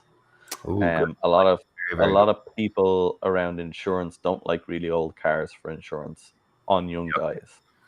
But if you can get around insurance, and your parents probably, buy yourself a Mini. You'll love it. All right. Why don't you pick the next question? Okay, let me look here. Oh, well, go on then. Connor Chappell says, can I play the banjo or is it just for show? You're a devil, Connor. It is an instrument that I would absolutely love to be able to play well. I can make noise come out of it. And to me, that noise roughly sounds like music. But in reality, I'm not brilliant. I'm not a brilliant player, but I do, however, absolutely love the instrument and would love to be able to play it properly. Is that a fair answer to that question? I think that's a fair answer. Yeah, I genuinely thought this is probably growing up in America and having a pretty America-centric view, as a result. But I thought that the banjo was actually kind of an American instrument. I didn't know that they were popular in other parts of the world. Maybe I'm learning something. Yeah, so the banjo that you see behind me is what is called a tenor banjo, and it only has 4 strings. And that is traditionally an Irish instrument. So did we take it from America and make it our own, or did we bring it to America and you guys made it your own? Honestly, I don't know. I actually don't know the history. But a tenor banjo that you see behind me is an Irish instrument, and if anybody in the chat hasn't heard a tenor banjo being played properly, if you go onto YouTube and type in tenor banjo and listen to some of that, it's some good music. It has some serious tunage, I think is the word to it. But tunage. Oh, I bet it is. I bet it is the Irish bringing it over to the U.S. and then people. I honestly don't know. I'll look it up and see. I don't know because bluegrass is very definitely American. It's very, very definitely American, and I actually am unsure. I think it could be an American instrument that we finagled with, but yeah, have to do some banjo after the live stream. Yeah, we'll do some banjo history. Yeah, exactly. Oh, here's a good question. Dan the car guy asks, am I right in thinking that you have to use a lead additive when you put modern fuel in a Mini? This kind of relates to, so you're rebuilding some heads here soon for Mm. me. And if the Mini's head has not been rebuilt, it has factory valve seats that are not hardened. They kind of relied on the softness of lead in order to prevent damage to those valve seats over time. They kind of were just like, well, there's this leaded fuel that makes things a little bit more compliant. So if your head hasn't been rebuilt with hardened valve seats, then you probably would benefit from keeping a lead additive in there, especially with ethanol-based fuels, because they're pretty brutal on Yep. Yeah, components. you're on it. Yeah, pretty much that's the story. So modern fuels have the problem where they wash the valve seat. And when you wash the valve seat, you basically take away anything there that can lubricate. mm, Lubricate's probably not the perfect word, but it'll do in a pinch here. So exhausts in particular have an issue whereby what is going out um, in a Mini especially has a smut value to it. And when I say smut value, I mean it has a dirt. There's carbon in there, and carbon is one of the hardest materials in the world. That's what diamonds are made out of. So when you get carbon going between the valve seat and the valve as they open and close, that carbon actually erodes the seat. Yeah, Now, exactly what Cole said is correct. When you have lead in there, the lead being that heavy, hard material, or sorry, heavy, soft material, tends to float down to the bottom and be the last thing that goes out, and then it catches the seat because the valve is right about to close. So what happens is the lead actually gets mushed into the seat and acts as a sort of sacrificial material which protects the seat, and it builds up this layer of kind of lead impregnated with carbon, and it makes kind of its own effective hardened seat, and it makes that seat last a long time.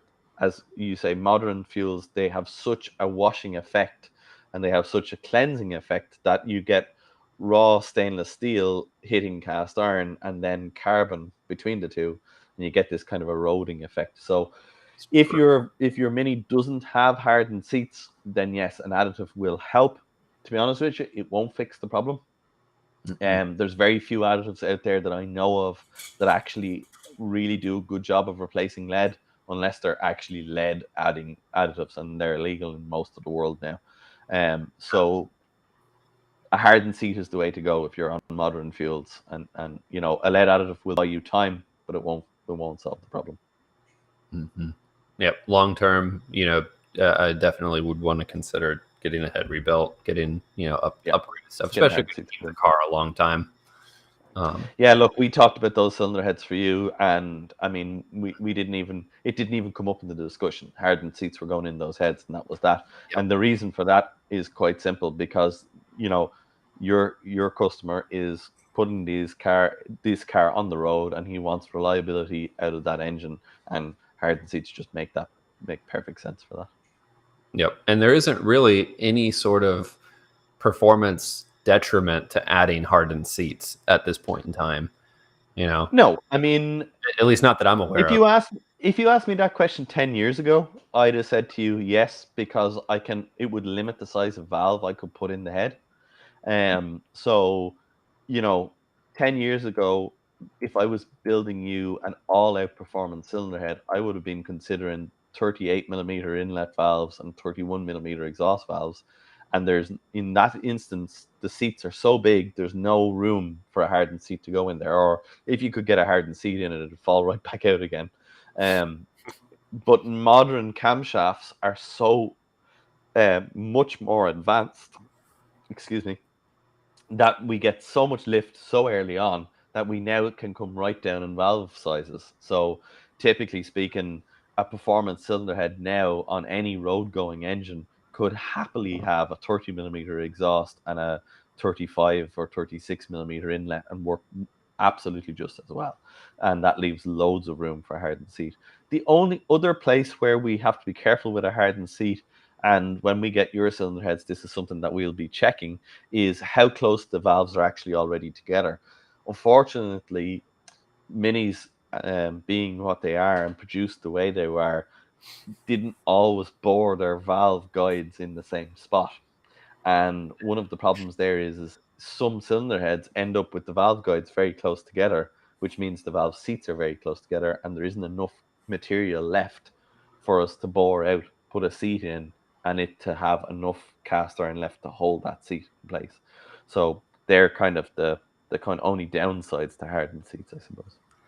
I'm very curious to see about that. These are very early heads, and some of those valves were quite close together. Uh, Yeah, obviously, probably keep those stock valve size, but it'll be interesting to see. If you guys want to yeah. see heads rebuilt, you want to see that process, go subscribe to Paul's channel. If you're watching this Thanks. from mine, Yeah, it'll be very we're interesting stuff. we're going to do some measuring, and there is tricks. We have a couple of tricks up our sleeve that we can put into place to sort of get around this a little bit, which I'll show you when it comes to looking at these heads. And we may well, hopefully, we're going to be able to do it, and hopefully there'll be enough material in there. But yeah, it can get tricky. Fingers crossed.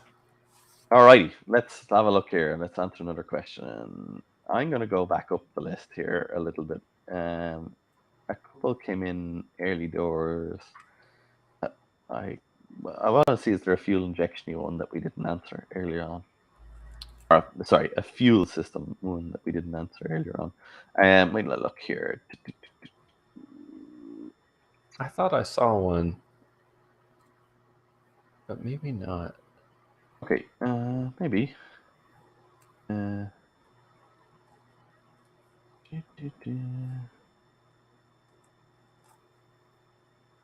guess we'll just have a look at your questions. If you guys put a question in earlier on and we didn't answer it and you really want it, bang it in there now and we'll have a go at answering it. Because we scroll back through these messages, but when you're chatting away here and trying to keep the game afloat, it's hard to kind of read messages sometimes and see. We do have one. This one's Yeah. another one from Will Ahart's Classic Mini Garage. I'll pop this up Okay. on the screen. What octane of unleaded 10% ethanol fuel should be used in a stock Mini? I think you're probably better off to try and focus on finding an ethanol-free fuel before kind of worrying about the octane level. There's something called RON, RON, level that is like the true octane measurement for fuel. And so like 98 octane fuel in the UK is a little bit different than 98 octane fuel in the US. But there are some parallels between premium gas in the two places based on the RON level. And so I would say that for most minis, to be totally honest with you, I ran regular in my car, 89 octane here in the US for years, never had a problem. With the turbo, I would only run the higher octane fuel, and if I can find it, find a 0% ethanol fuel.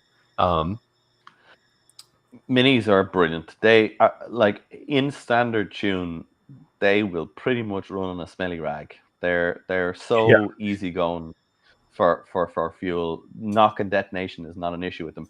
However, as soon as you start bringing them up in their compression ratio, they get very picky as to the fuel octane level. Knowing the engine that you're building, you will be in a very easy position. You're not going for crazy compressions. You're not going for crazy cams. So yeah, you'll be able to run on literally just dead standard. Adding ethanol actually makes them more stable. So ethanol has a sort of a very calming effect on detonation, because ethanol itself has a higher point of combustion, so it cools everything down. That must be why so many of the guys on Mighty Car Mods have done so many ethanol-based fueling systems. I think you can Oh, even absolutely. higher boost levels because of that lack of Oh, detonation fear. years ago when we were racing and they weren't checking fuel, we used to absolutely pour ethanol into our fuel, Wow. because ethanol vaporizes much quicker than petrol. So that vaporization cools the mixture right down. I mean, anything that boils faster in atmosphere, produces colder mixture. So you get a colder mixture, you get more density, more power. And the sacrifices of fuel line and all of that sort of thing was well worth it for what we got. I did find that question. Dave Smith asked, is there a little button on the side of the SU that you can press to see if the mixture is running rich or lean? And that's a really good question, because Yeah. early SUs very definitely do have that little button. And what that little button did, it's actually called a Venturi jack. And excuse me, this is my absolutely terrible pronunciation, Venturi jack. And in other words, it raises the Venturi slightly open. And to try and make this as simple as possible, what it actually did was it allowed slightly more air in than should be going through the Venturi. And if your mixture was running, if you were running too lean, the engine would stall because all of a sudden it would cut fuel. If you're running too rich, you would hear no effect or just slightly an increase in speed. So basically, what you were trying to do was you were trying to tune your engine to such a point that when you press that little button, that you heard very little effect in engine or just slightly starting to stall, and that told you that your engine was running close to lean or stoichiometric, very close to running the right fuel air mixture. That's a very cool. That's a very cool explanation for it too, because I've seen diagrams of it. I had dual HS2s on my car when I first bought it, and it helped quite a bit. Playing with that little. I didn't know what it Yeah, was called at the time, but yeah, a quite cool. Venturi jack. Yeah. So it literally just lifts the Venturi. We did it for years and years, not knowing it, and we'd literally just have the air filters off, and you'd put your fingers in, and you'd literally just um, barely raise the Venturis, and it just gives you an indication as to how close you are. Basically, what happens is in SUs, there's a spot. It's almost, I don't know how to describe it other than it's like a hollow spot, where when you turn your fuel adjustment screws, there's like a 3/4 of a turn that you can do in either direction, and it has no effect on the way the engine is running. And if you don't have something monitoring the gases coming out the exhaust, you can't actually tell whether you're rich or lean. You're in this kind of hollow where the engine speed won't change, the way the engine sounds won't change, and you've got this like a quarter of a turn and nothing is happening. And being able to lift the Venturis just slightly gave you a bit more of an indication as to where you are. So basically what you would do is you would turn, say, if you were in that spot where that quarter turn nothing was happening, you'd turn everything back a quarter turn and you'd lift the Venturis a little, and if you heard the engine stalling, you knew you were close to lean there. If you turned it the quarter on and you lift the Venturis and nothing changed, you knew you were close to rich. And then you could kind of find the sweet spot in the middle. And it was a kind of an interesting, very mechanical way of tuning your SUs to, well, find that sweet spot, I suppose you might say. Yeah, and now you kind of have the advent of AFR gauges, and if you have a sensor in your Much, exhaust system, much better way of doing it. yeah, it's data driven. Oh, Data, yeah, the data world. uh, here's an interesting question. Is there any benefit to ram air intakes? That's asked by Richard. Okay. Um, I I don't know that I have seen a benefit to a ram air intake on a Mini. Um, uh, the you do end up potentially getting colder air if you're getting it from front of the car or something like that. But with a carb, colder air isn't always the best thing that you can get for a carb, especially in places like a cold climate. If you're, or even just a cool climate, if you're running somewhere where it's getting, close to 0 degrees Celsius, you can, by introducing colder air, you are now making your carb cooler and can introduce things like carb icing, because you have this Venturi effect happening inside it that is just super cooling this air. that's already cold from coming up in the front of the car. So that's one piece. I don't know that I've seen a benefit. I'm curious if you see a Okay. benefit. Yeah. So I'll tell you I'm completely black and white on this. The only place where a cold air ram system is beneficial is in motorsport. It is the only place. And the use for it in motorsport is really simple. When you are racing another car, you will get into what's called their airstream. And generally speaking, the airstream coming off a racing car in front of you is warm.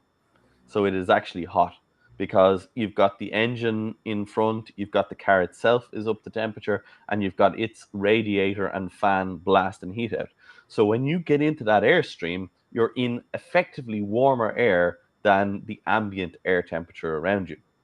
If you've got a ram air system on your car, you can move your car over slightly so that that ram air system is out in the clean, fresh air that is outside the car that's in front of you, which can give you more power, and that more power can shoot you past that car in front to get you ahead into the lead.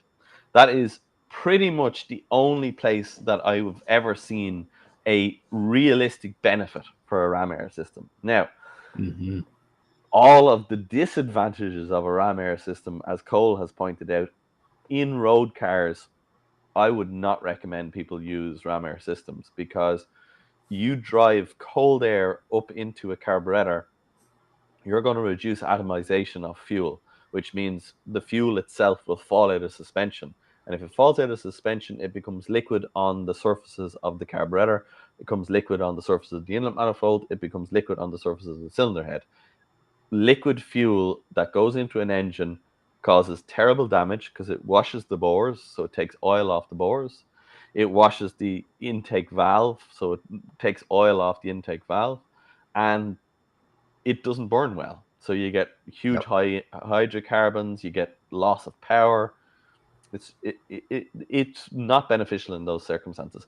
If you have an all-out race motor that is at peak performance all the time, then a ram air system, if very well calibrated, may give you a slight amount more power because you've got colder, denser air. But by and large, the only performance benefit, in my opinion, to a ram air system is in overtaking. That's the only time I've ever seen it. And it's overtaking at the limit. Like if you're driving like that on the street, you're going to see blue flashing lights very soon.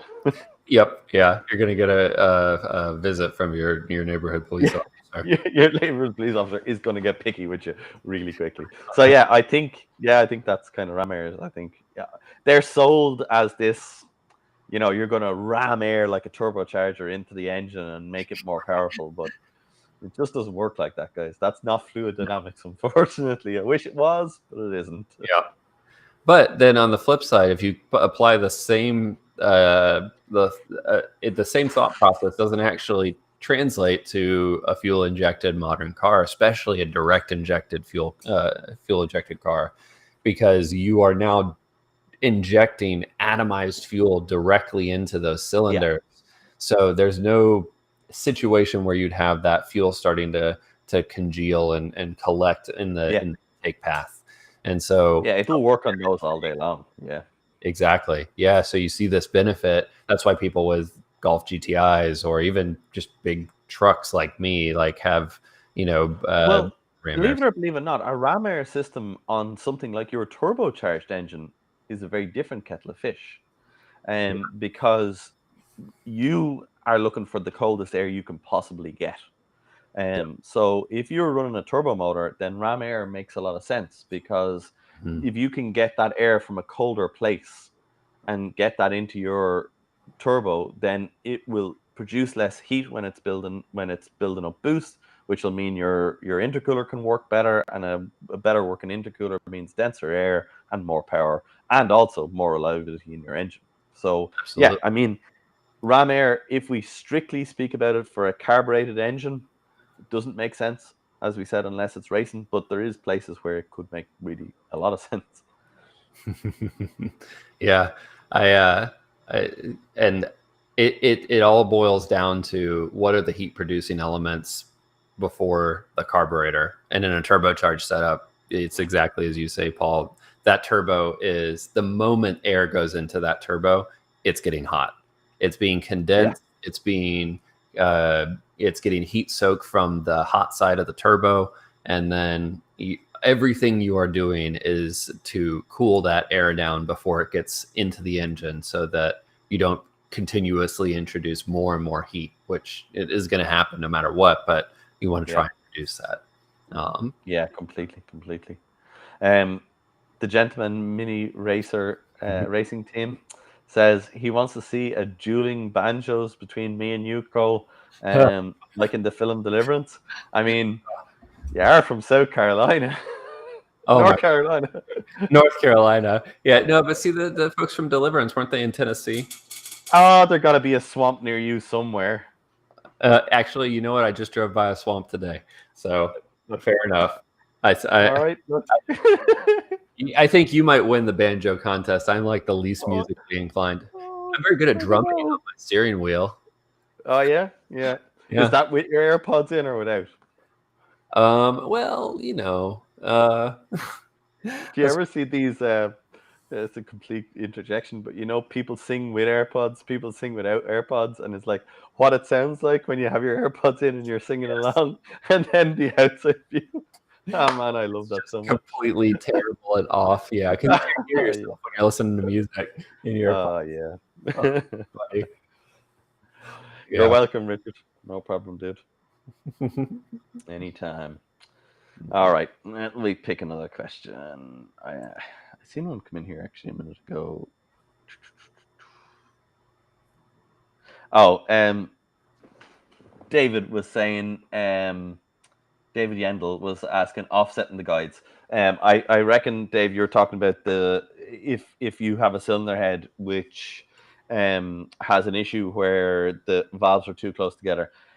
Yeah, there's two things you can do. You can actually lower the combustion chambers, so we can actually machine down the combustion chambers, and basically what that does is it gets rid of the original seat effectively.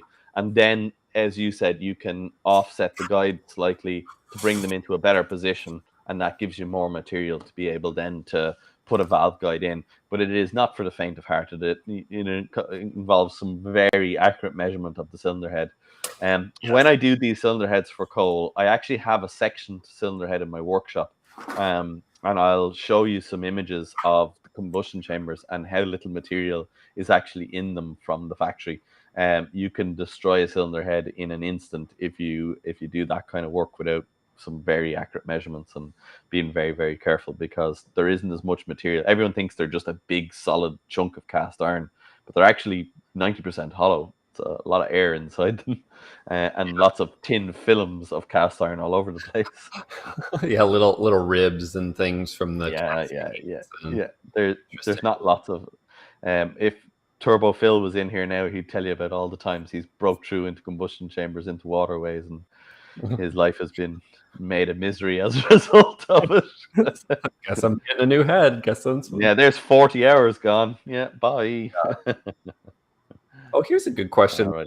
I ran into on my car. My car is a Mark 1. HIF 44 versus a Mark 1 bulkhead. Will the float bowl clear without any modifications? So I have a thing here. I'm going to talk about the HIF 44 bigger carb. That single carb intake manifold kind of positions it in an awkward place.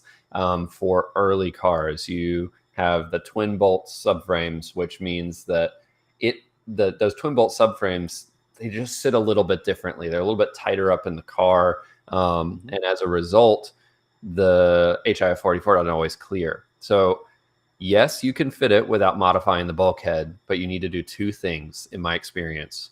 One is at minimum getting an adjustable engine steady, and just simply adjusting the engine steady so your engine leans a little bit far forward. If you go too far, you'll have issues with exhaust clearance and your shifter will feel kind of funny, but lean it forward a little bit. And then the spacer and isolator that goes in between the carb and the intake manifold, This can be skinnier. You can buy skinnier versions of this. The factory one is a big chunky boy. And you can get thinner ones that will pull the carb closer. So between those two things, you can fit that HIF 44 in there, but it is very tight. I think it's possible. You don't have to cut. Yeah, absolutely. I'd agree with that. You can actually run them as well without that isolator at all in there. The isolator is there because the float board's integral, and you can get heat transmission basically coming back the inlet manifold into the carburetor, and it can cause fuel atomization problems and stuff like that. But realistically, in practice, unless you're doing huge, long, sustained, 200-kilometer drives or something like that, where the engine's at a real steady state for like 45 minutes, a half an hour, to be honest with you, as long as you're going up and down the revs and moving around, you can actually run them without it, and they'll do just fine with it. You might see a little bit of leaning out or that, but to be honest with you, we run minis so rich these days anyway, it doesn't tend to be an issue. That actually reminds me, there is one other thing. When you pull that carb closer to the intake manifold, this carb doesn't have it, but there is a throttle oh yeah, thingy. I forget what it's called. Yeah, it's a linkage. Yeah, that kind of it's the linkage. Yeah, it's a C-shaped linkage. Yeah. Yes. There's like a C-shaped linkage that has the throttle cable that goes through it. That will usually make contact with the intake manifold. So you might have to do just a little bit of filing down on the aluminum intake manifold. And I think the actual name on it is a linkage quadrant, I think is what they call it. Yeah, I think so. Yeah, I think that's what it is. Yeah. We went all the way around there. C-shaped linkage, linkage thingy bobber quadrant. Cable do that. Yeah. Oh yeah. Well, we did say it was a rough Sunday, didn't we? Yeah. A little struggle bus over here. Oh yeah, we're getting there. Well, so yeah, to the top of 2 hours. Why don't we both pick out our last two questions for the live chat? Let's do it. Let's look at. Let's pick another one there. I've got one here. Dan the Car Guy says at Classic Mini DIY. Whoops. Yeah, there we go. Would you say a K&N filter is good for a road mini? Why don't you answer that one first? Yeah, sure. K&N filters. Look, when you say is it good, I mean, will it add more power? It depends. It depends on what you had before that. If it's the replacement element that goes inside the standard air filter box, if you do nothing other than just put that in, you're going to struggle to notice any difference whatsoever. However, it is a serviceable item, so it can be washed and cleaned. So it's better for the environment because you're not buying paper element filters and throwing them away all the time. It's better for your pocket because it's a one shot, and then you can clean that filter all the time. If you modify the airbox and you put a bit more space in there and let more air in, then you will see a performance increase and a gain. I mean, to me, a performance air filter like K&N produce, if it's used correctly and maintained correctly, there's no disadvantages to one. That's kind of what I see. Mm-hmm. I would resonate all of those things and just add that the only disadvantage that I have seen is that some people don't like the sound produced by the carburetor. It's a very good point. It kind of introduces a whistling type noise, which some people like. I personally am of the mindset of I enjoy the noise. I like that sound. It was kind of like a faux turbo when I didn't, when the car was naturally aspirated. But some people get irritated by it, and if you're at a constant, steady RPM for a long time, it can get a little droney, high-pitched drone. Yeah, no, I completely agree. I had a customer years ago who had a Lotus Elise with the Rover engine in it, the Rover K Series engine in it, and somebody convinced him to put a K&N filter in it, and he came to me really upset because he said, my lovely Lotus Elise has got this noise in it now that I can't fix. I don't know what it is. It sounds terrible. Will you take it for a drive? I drove it, came back and said, I don't hear any noise. It sounds great. I tell you what, I said, get in the passenger seat and we'll go for another drive. And you can tell me when you hear the noise. And of course, every time I gave the car wide open throttle, he's like, there it is. Can you hear it? Do you hear that noise? And it's like, that's that's intake noise. That's the intake noise of the engine. Well, it never made that noise before. And I was like, well, what did you change? And he's like, oh, we did this, and we put a K&N filter. And I was like, okay, wait a minute. We literally drove down to the local auto factors, bought an air filter for it, put it in it, and I was like, drive it now. Oh, you fixed it. Thank you so much. So, yeah, it is Uh, amazing how, and you're so right. I mean, I'm used to listening to minis with no filters at all for years and years and years. So to me, that's just the sound I associate with them. But you're absolutely right. Yeah, yeah. To some people, that could be a horrendous noise. So yeah. Absolutely. Okay, let's pick one last question then. Let's see. I see something about.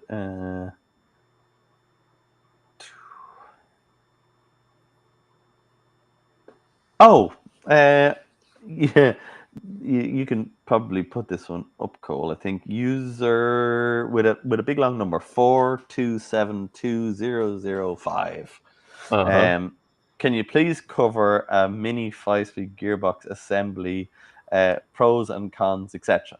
That's a good So this question. is a really this question comes up a good bit. I get asked this quite often about mini 5-speed gearboxes. So there really is only three variations that I know of. Um, Kent Auto Developments make one. Mini Spares make one, and another company who don't make them anymore, but they're still available. Jack Knight.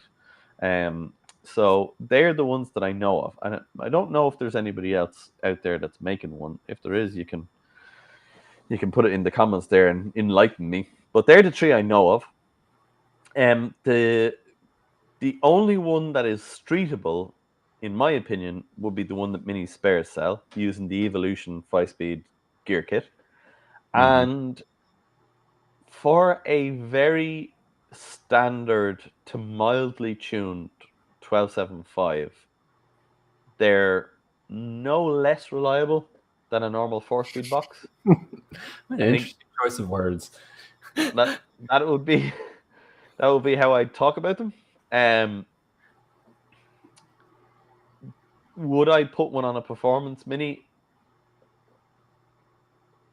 The the the KAD 5-speed gear kit for high performance engines works reasonably well, but it's for a very specific application.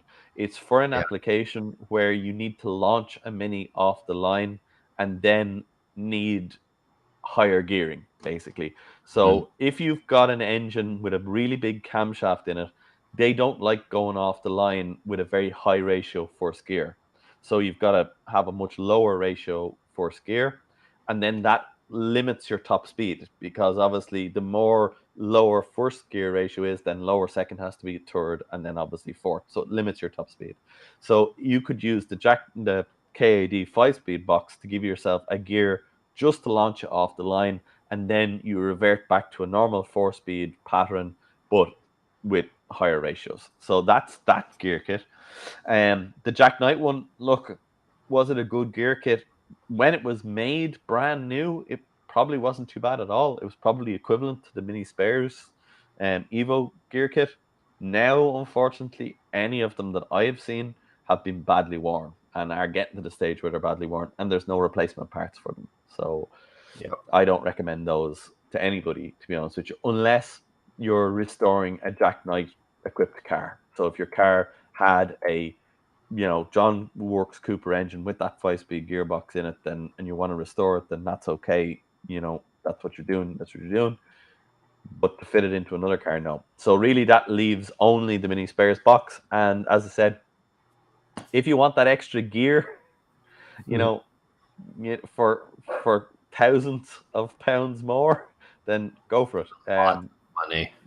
It's a lot of money for not a lot of bang, in my opinion. Yeah. Like, I just don't think the Mini has ever struggled for another gear. I don't. I personally think that's a myth that's out there that people seem to think exists as a problem.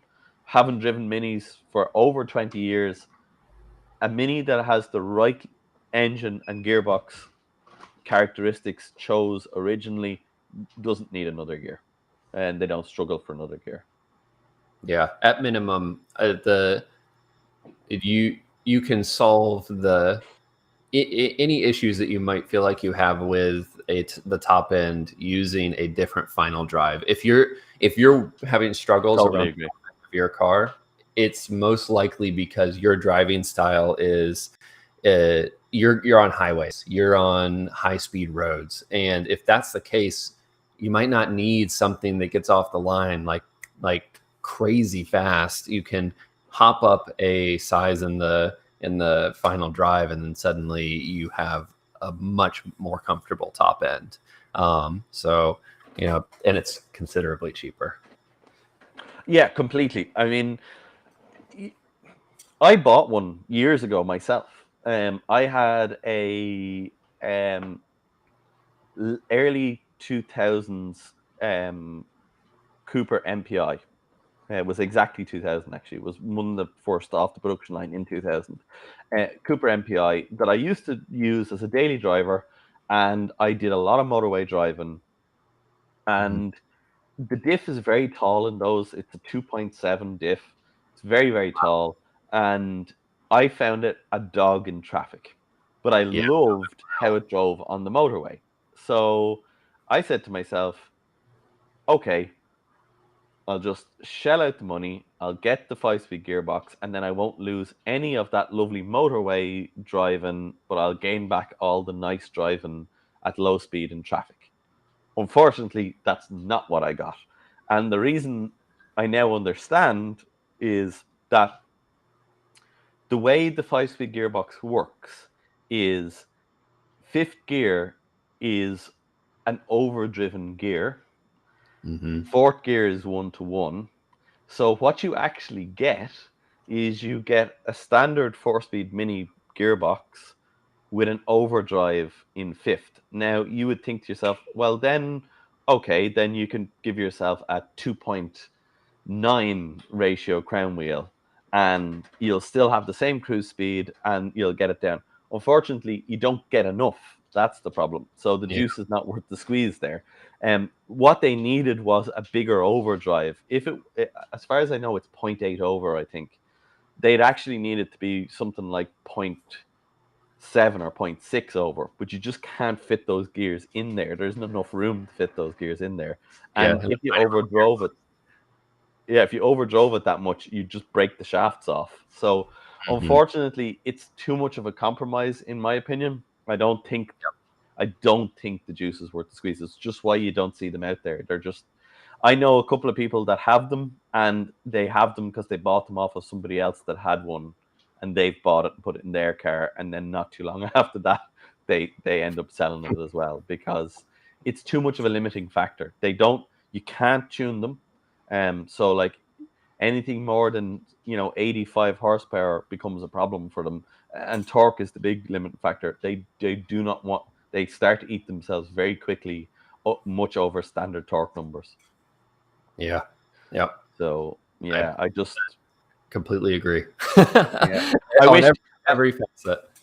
I wish we could say that they're a brilliant solution, but for a mini, I just don't think the juice is worth the squeeze. As you said, Cole, I mean, you can get. I would much prefer people spent a few bob on their cylinder head and got way more and a new camshaft and got more torque down low, and then you can put a bigger diff in your car and it'll pull like a train Yeah. down low and it'll run a bigger diff, no problem. I mean, Great. that's what I have done. Like when someone comes to me now and gives me that problem with an MPI and says, "Oh, I love the top end and I love being able to do 60 mile an hour, 2000 RPM, but it's a dog down low in traffic." The very first thing I do is I suggest that they do a cylinder head job and they do a camshaft change. And invariably, anybody who agrees with that, it costs much less than the 5-speed gearbox. They get more power over the whole RPM range. The car drives better in traffic and pulls harder all the way up. So it's just it's win-win, and it's so much better win than a 5-speed gearbox. Unfortunately, as much as I wish I could say that they were the way to go. Yep. Yep. Well, that you guys have done it. You have spent 2 hours and 15 minutes wasting your time with us. I hope that you have a great time. Oh wow, yeah. 2 hours and 15 minutes. Yeah, yeah. And another one. I'm gonna let them in on a little secret. Will I let them in on a little secret? Oh, I don't know. Sure. You says you depends on what that secret is. Yeah, what's the At, secret? at the start of this video, I was like, "Oh, Cole, you know, I haven't done a very good job advertising this video, and maybe we won't have that many people in on this live chat. Like, so let's watch and see. And if there isn't that many people in, we'll just cut it short at like an hour and a half or something like that.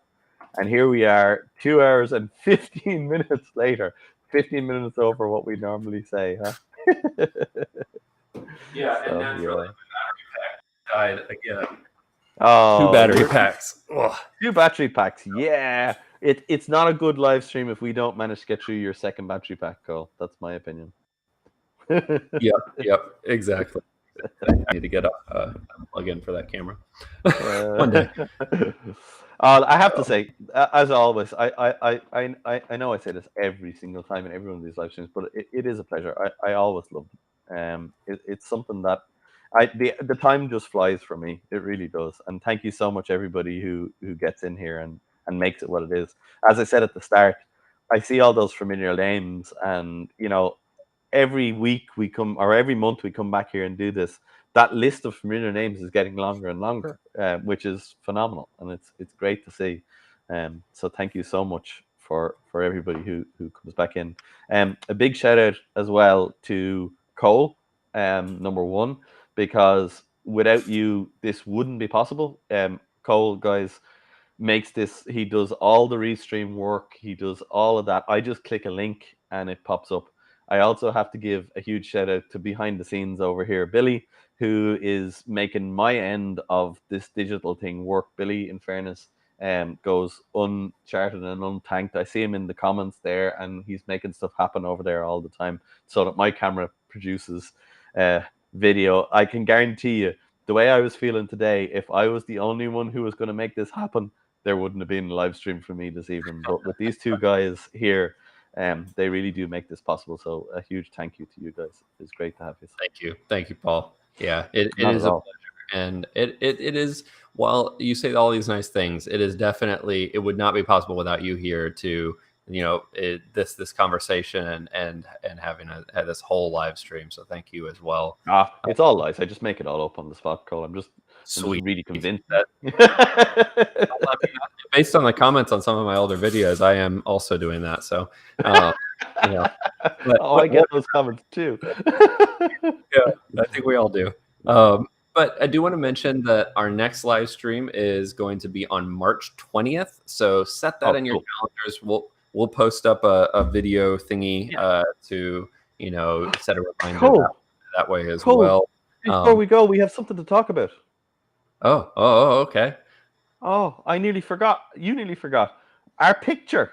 Oh, yes. Wow.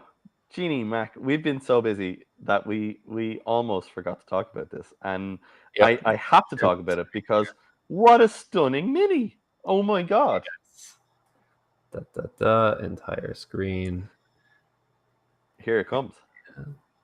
Here it comes. Just keep waiting. Okay. Yeah. Here we go. So this is Adrian. Adrian owns this mini. He's a 25-year-old guy from Germany. Is that right? Yep. Yeah.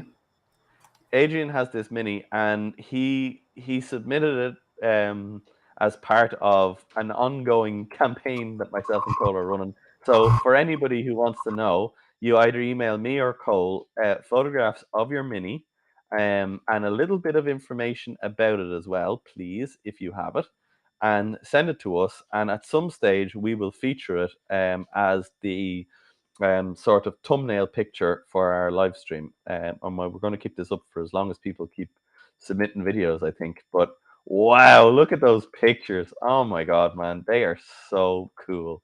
I love that one. That is just a business. There's some really good ones there.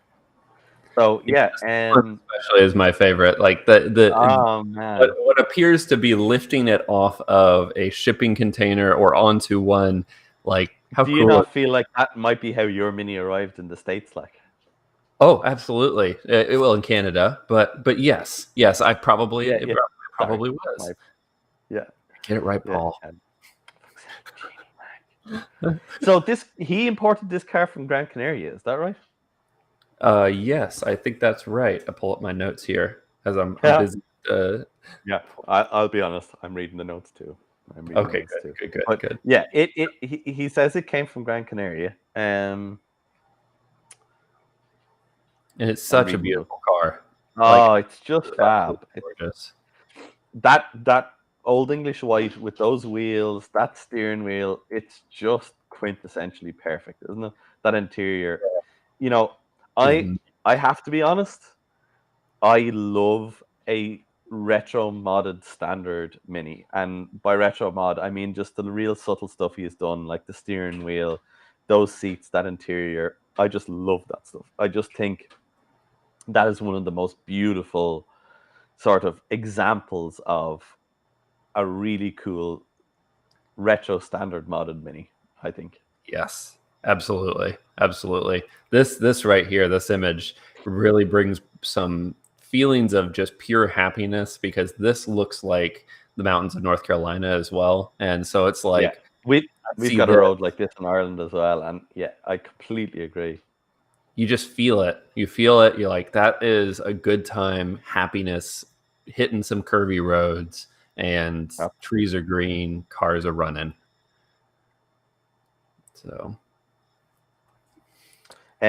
He shouts out. I'm going to pronounce this wrong. Adrian shouts out Stephen Boardmer. Is oh that correct? yes. Am I pronouncing that right? Stephen Bodmer, I think. Bodmer. Yeah, I Uh, think Bodmer. I think you're correct. Yeah, yeah. yep, he He did did. all. I'll leave it Yeah, to you. Yeah. yeah. No, go ahead. Yeah, go ahead. Yeah. So it looks like he did the majority of these pictures, the Yeah, engine assembly, and all of these things. And we will post a comment in the description of these videos after they go live, get saved and everything. But yeah. he has a full website of the restoration, which is pretty cool. That's fantastic.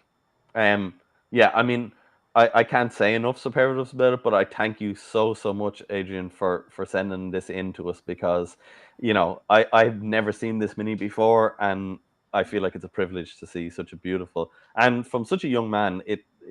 That really does my heart good. I love to hear about young guys doing up minis and being into them. It's fantastic. It gives me hope. Yes, that's exactly right. And I, on the subject of fueling with all of these things that we've been talking about on the video, like obviously we see that this car is running a single HS4, what looks like an HS4 carburetor here, and like that's the kind of simplicity Oh, that it's you can just appreciate. lovely. It's lovely. It's lovely. It's lovely. I mean, you know, I'd say this, and I might offend some people, but a lot of what I have seen over the years, when you get a younger guy into minis, it's straight away to build the Miglia race car or something like that. Which was Mhm. me. I was 100% that guy. Like, I 100% when I got into minis first, that's what I wanted: a racer on the road.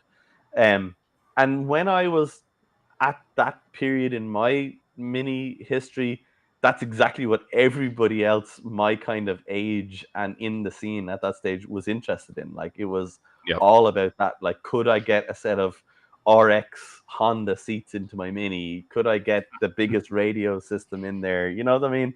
And it's just, to me, to see guys, and to see a younger guy interested in restoring a mini back to what it was, to its a former glory, with period specific modifications. Like you said, that carburetor, nice, lovely detail in that engine bay, lovely detail on the interior of the car.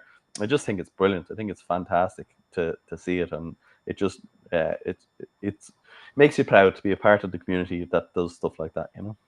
Yep. Does the heart good. Yep. Yeah. Also, just out of curiosity, he's also somebody who won a mug off of us. So on last week's live stream, yeah. So couldn't go to a better guy, in my opinion. Very cool. That's super cool. I didn't know that. Yeah, it was very cool, very cool. So yeah, big shout out to Adrian. Thank you so much for sending in that stuff, and what a lovely way to finish out our live stream. Agreed. I just want to give everyone another thank you for tuning in, and we will be here later in March, and hope to see everybody here. See you Until all later in March. all right, later.